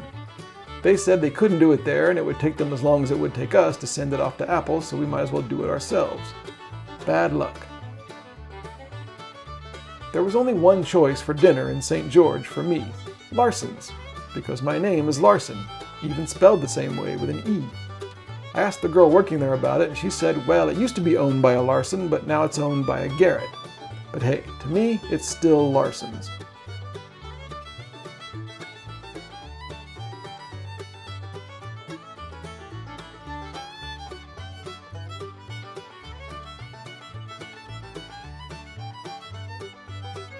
The next day was pretty much all in the hotel. Breakfast was in the room, and lunch was in the room. I sat around and admired my Grand Canyon sunburn. And we did drive around St. George a little bit, looking at the rock hills north of town and not enjoying the hotter temperatures, 102. Dinner was in the room, sushi. And I spent 6 hours carefully planning out the next week. We talked about skipping Zion National Park because school had just let out in Utah. We thought that it would be super crowded. But finally I got all the reservations for campsites and hotels and stuff done. So it was all set. The only thing is, it's going to be hot.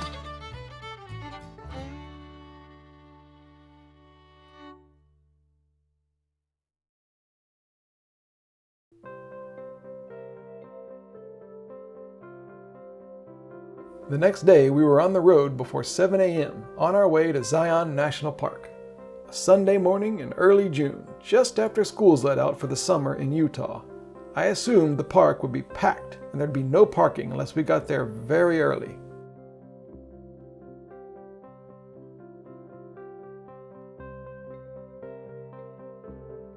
The drive was captivating even before Zion. It supports my theory, not that I'd really know, that most national parks are at their best in the very early hours of the morning. I simultaneously drove along in awed silence and worried about big crowds.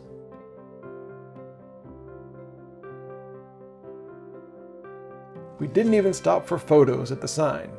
But there were not that many people at the gate. And inside there was still plenty of parking. We even got a space under a tree. The forecast was for temperatures of 100 degrees. Zion is similar to other places we've been seeing. It's a bunch of layers of rock eroded by a river, yielding wondrous cliffs and peaks and twisted geology.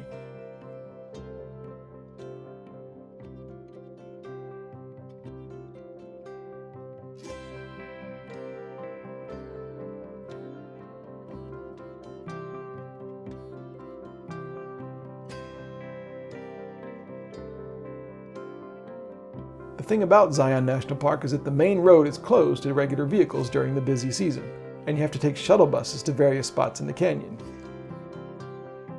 You feel a little like cattle being herded back and forth, but it does keep the human impact on the terrain down. The first bus ride was standing room only. And I don't know where they were going, but hardly anyone else got off where we did, at a place called the Big Bend. This magnificent high curved wall sits in front of the prominent Great White Throne, which juts out over it. You can go right to the edge of the Virgin River here, the humble little waterway that created all of this. The water, rare in the middle of a vast desert, sparkles and shows off some bluish-green hues, contrasting with the mostly orange landscape around it. Hardly anyone was on the next bus, which took us back to the stop called the Grotto. We wanted to hike the Emerald Pools route. Time to finally use those hiking poles we got from Amazon back on day 2.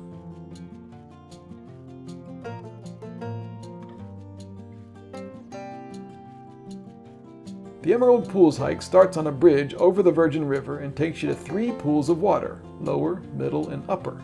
A lot of people only go to the lower, but we wanted to see all of them. The trail was dusty and very orange, and it was pretty warm but not overbearing. The round trip to the very top is 3 miles.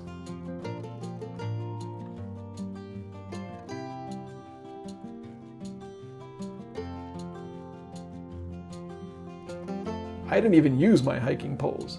To be honest, I'm still not really sure what the point of them is. Maybe they're good for more serious hikers. I just had fun negotiating the steps and the routes and occasionally walking by a sweeping view of the canyon on one side.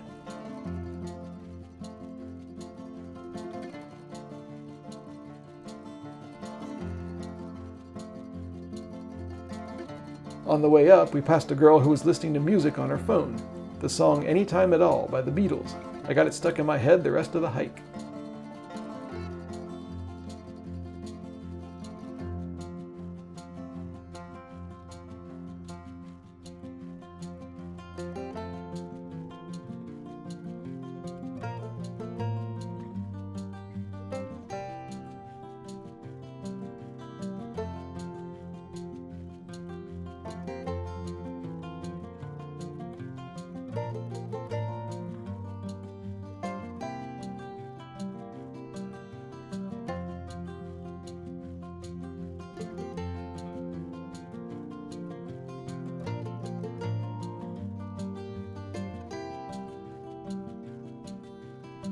Eventually we made it, the upper pool.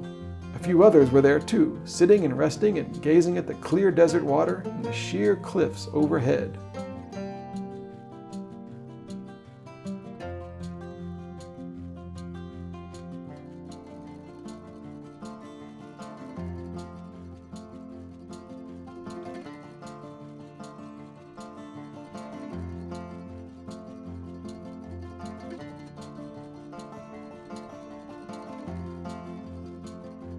My blood sugar was 166, and I had some food to make it a bit higher, since exercise lowers it, and we still had the climb down to go. And at first, this squirrel was very amusing, but he took not being shy a little too far. "I've got no food for you, now go away." Oh, don't be like that.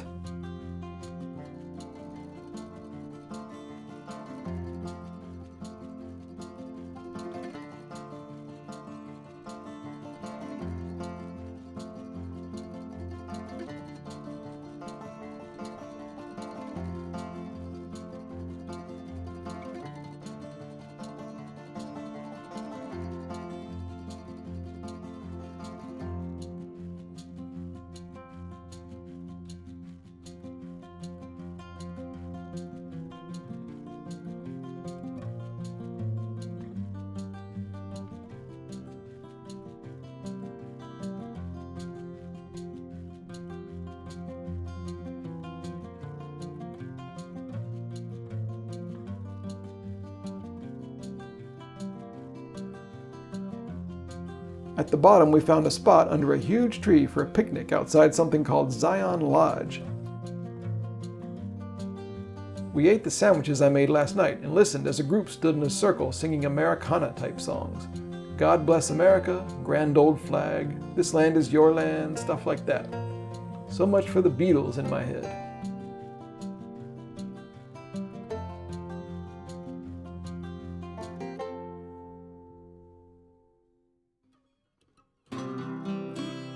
The car had stayed cool under the tree. We went to see a road in Zion that you can drive on, the Zion Mount Carmel Highway. It sure looked promising on the map, if super curvy roads are your thing.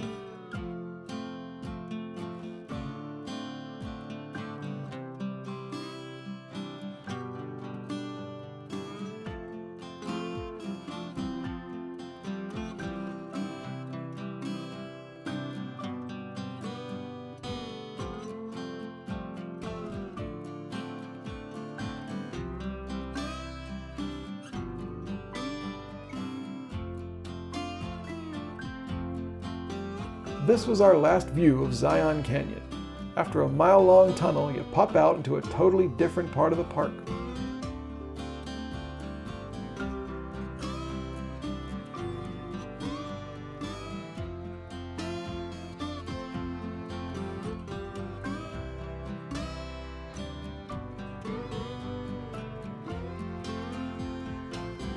The scale of the rock formations here on Zion's east side is smaller, but the folds and wrinkles and lines are far more complex.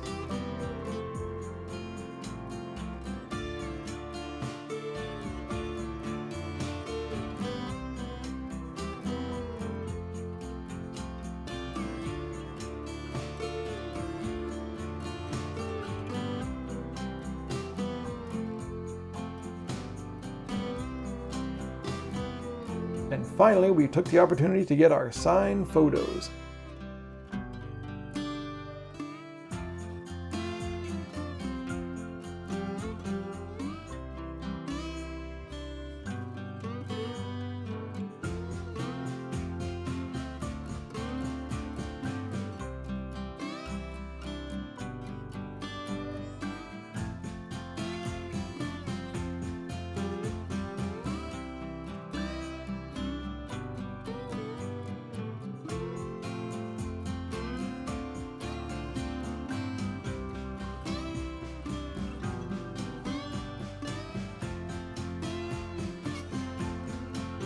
After that, it was a pleasant and uneventful drive to the small town of Panguitch, Utah.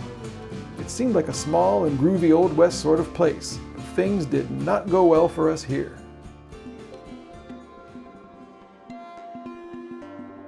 Alright, so here's what happened. We were staying at the Briceway Motel. At one point, we walked in the office for something, and the heavy metal and glass door banged into the back of Maceo's foot. She fell to the ground in pain, bleeding badly. I realized we needed urgent care. Although it was Sunday afternoon in a small rural town in Utah, there was an emergency room open about 2 minutes away. We drove there immediately, not exactly obeying every traffic rule, and they took her in and put stitches in her foot and wrapped it up. We were back in the room within an hour of the incident. I explained the situation to the owner, and he said he wouldn't charge us for the room.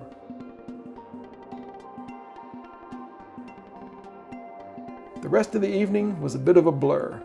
Maceo, of course, rested and put on a brave face.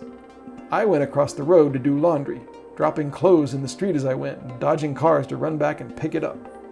I went back to check on Maceo and then went back to get the laundry and realized I had forgotten to add soap, so I had to do it again. And then I found dinner nearby, picked up the finally clean laundry, and we finished out our frantic day with Subway. And a beer for me, which for some reason I was able to buy here in Utah on a Sunday. We didn't know how this injury would affect the trip, but at the time the plan was still to get up early tomorrow and drive to Bryce Canyon National Park.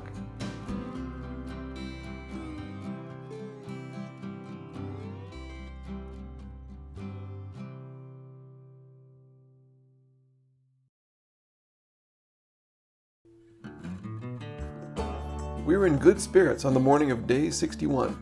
We checked out of the hotel in Panguitch before the office was even open and drove one last time through the town we hadn't really seen much of. Bryce Canyon was half an hour away.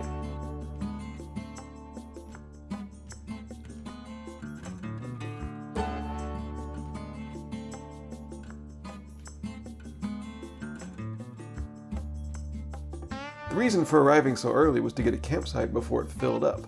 They didn't take reservations, just first come, first served. And with all our intricate plans for this week, for this day, we didn't have a plan B. We pulled up to the gate at 9 a.m. The ranger said she didn't know how the campsite system worked, but that they hadn't been that busy. We got a campsite with no problem. As others were just waking up in their tents, we set up ours. Despite it being June, the weather was cool and sunny. The visitor center at Bryce Canyon is a very educational one. It explains the origin of the famous rock towers, called hoodoos, that are the park's main attraction. Most interestingly for me, Bryce Canyon is the top step of the so-called Grand Staircase. As you move south from here through Utah and into Arizona, different rock layers end in cliffs, exposing the next layer down. And as we now know from the Painted Desert, different layers have different colors. So there are the aptly named chocolate cliffs, vermilion cliffs, white cliffs, gray cliffs, and in high-altitude Bryce Canyon, pink cliffs. We didn't want to do any hiking, of course, to let Maceo's foot heal, and Bryce Canyon was perfect for that. One road winds down through forests and along the top of the cliffs, 18 miles from the visitor center to the end. Pullouts and scenic vistas appear every mile or two. The main attraction is coming soon, but first, I'll go ahead and tell you now, we passed this spot in the road 6 times over the day, and 5 of those times saw a deer or a pronghorn.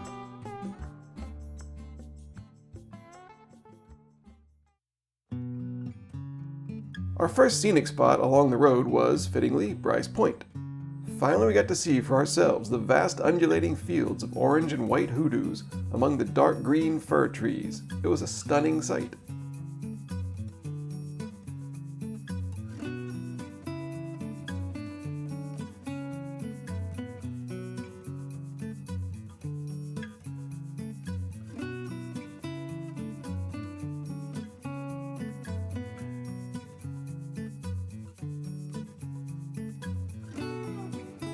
The hoodoos here aren't formed by flowing water so much, but by seeping water. Temperatures reach freezing at night 180 days of the year. Snowmelt, or rainwater, enters cracks in the rock, expanding when it freezes and breaking away parts of the rock walls, which are called fins. The white roof you see here will eventually get cracked away and the orange underneath will become hoodoos. In time, those too will crumble away. Bryce Canyon and the entire Grand Staircase is one of the best places on Earth to see rock layers and cliffs like this because it hasn't been carved up by glaciers or disrupted by rising mountains. It's undisturbed, ancient geology in mint condition, one of the world's wildest and most beautiful sights.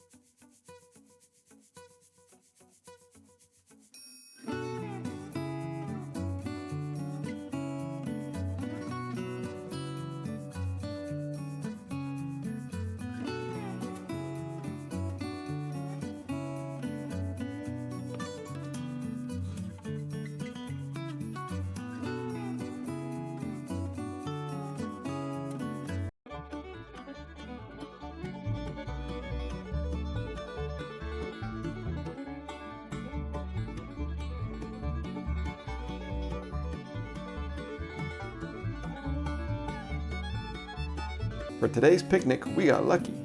One of the 2 tables at the final viewpoint had just opened up.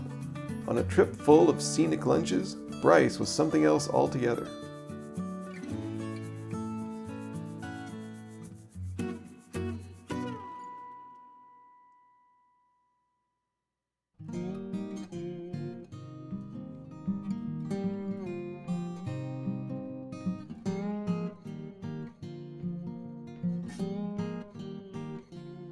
Having seen most of the viewpoints, we went back to take care of some annoying logistics. My contract with Enterprise Car Rental was ending, and I had to extend it, add an Enterprise. We found Wi-Fi, and I tried to call the Enterprise in Los Angeles where we picked up the car, but it was hard to hear anything. I had to send an email instead, and I checked nervously all day for a reply. I had no idea how all this would affect my intricate schedule of hotels and campsites this week. We spent the afternoon in the campsite, resting. And for about 2 hours, a deer wandered around, right in front of us. Not shy at all, even when we got up close. I couldn't stop taking pictures.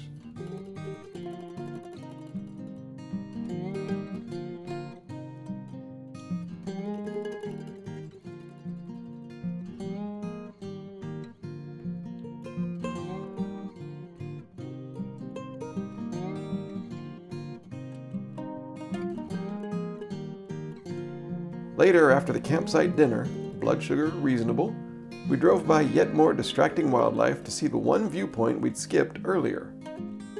Sunset Point. A short but steep incline leads down to a path actually among the towering hoodoos. At sunset, the lighting and shadows were dramatic, and the rock shapes here are some of the most famous.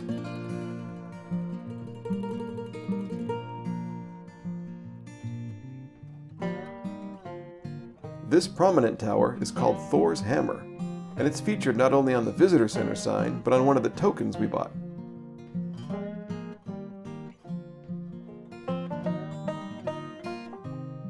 My favorite was probably this wall, with its window shaped like an arrowhead.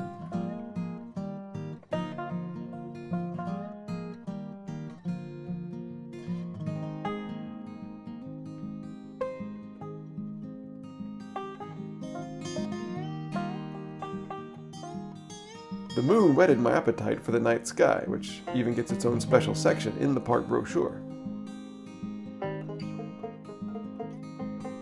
Back at the campsite, I waited for the sun to finally go down. It seemed to take forever. Masao had found the brief walk back up the incline at Sunset Point exhausting and drifted off to sleep early. So I left her in the tent and at about 10 o'clock drove back myself to Sunset Point to see the stars. A few other people were there. You'd hear a distant voice every now and then, but mostly the atmosphere at night was just spooky and exciting. I hoped I wouldn't see any rattlesnakes or mountain lions and walk down the dark path.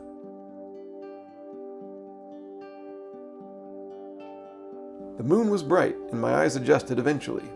Despite the moonlight, my camera was still able to pick up quite a few stars.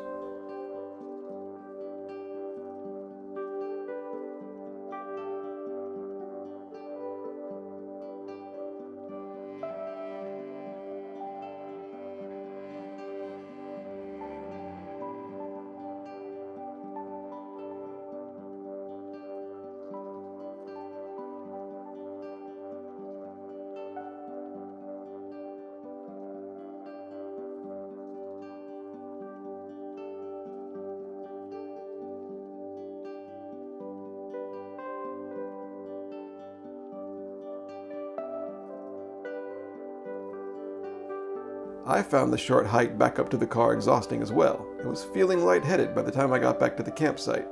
My sleep, too, was quick and deep.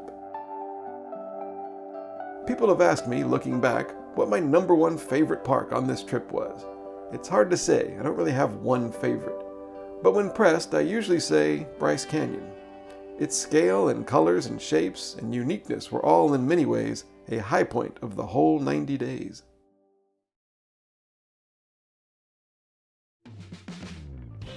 We both woke up in the tent early. It was another sunny day on the top step of the grand staircase. Little did we know that this would be the last night in a tent on this whole trip.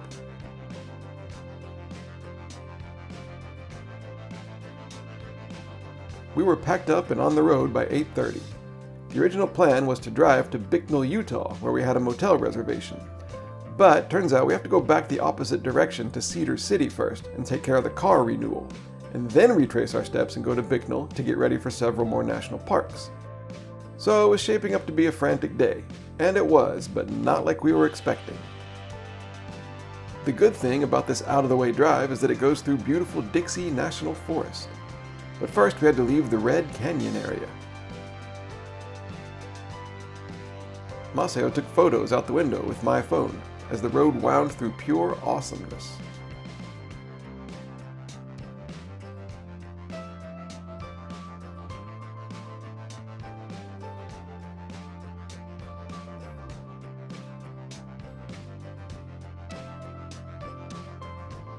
It was when we turned onto Utah Highway 14 that things got dodgy. Maseo, feeling unwell again, leaned her seat back and fell into a fitful, labored sleep.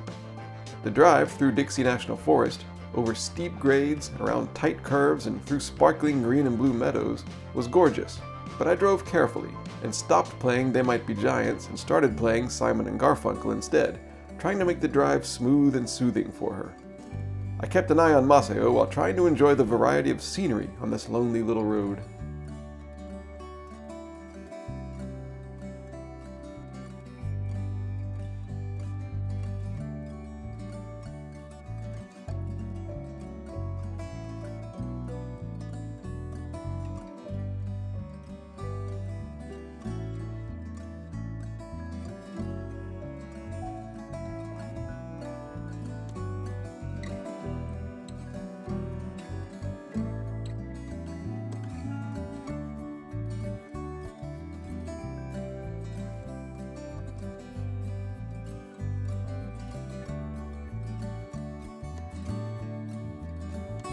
As we left the national forest and hit Cedar City, I liked the town immediately. Very inviting and, as it would turn out, featuring all the modern amenities we'd need.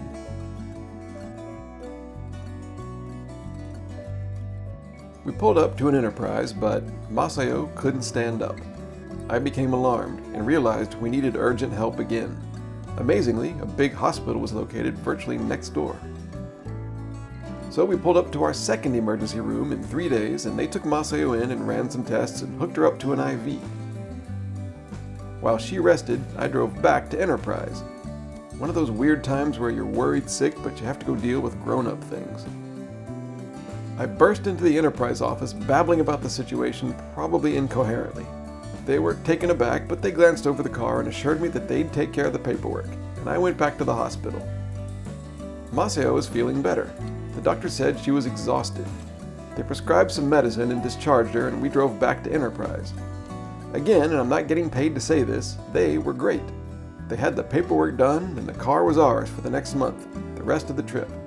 Unlike some other travel companies, United Airlines, Enterprise has always done right by me. Many thanks to everyone in the Cedar City Enterprise. And so, our plans this week. Instead of driving more today, we canceled Bicknell and stayed in Cedar City. I found a local B&B called Bard's Inn because on Booking.com it was highly rated and a bit more expensive than our usual places. I thought it would be a comfortable place to relax. It was. It's run by Scott and Barbara, and when I ran into the lobby to again give a quick and confusing explanation, they said it was no problem to check in early. So we spent the day in a lovely upstairs room in a nice little inn on a quiet side street. It was just what we needed. The next day we were feeling better still, and after a perfect breakfast we hit the road, but not where we were expecting. The plans this week had been to see 3 more national parks in southern Utah: Capitol Reef, Canyonlands, and Arches.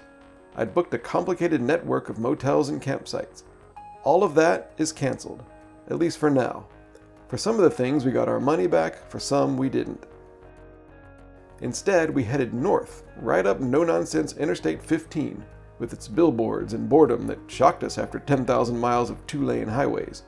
We were headed to a town near Salt Lake City, where a good friend of mine from high school lives.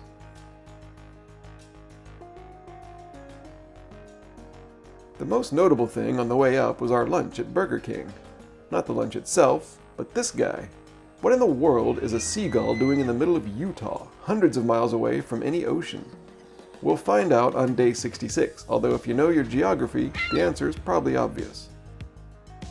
As interstates go, I-15 in Utah wasn't that bad. Smooth and relaxing, which suited us. At first anyway, Salt Lake City was confounding. As I wrote in my official trip notes, why does everyone lose their minds on the interstate? My friend let us stay with her family for 3 nights. We rested and got to meet everyone, and the dogs, and the chickens.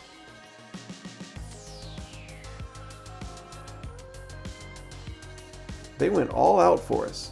Cookouts, beers, and trying to follow Masayo's careful instructions for exactly how to make coffee in the morning.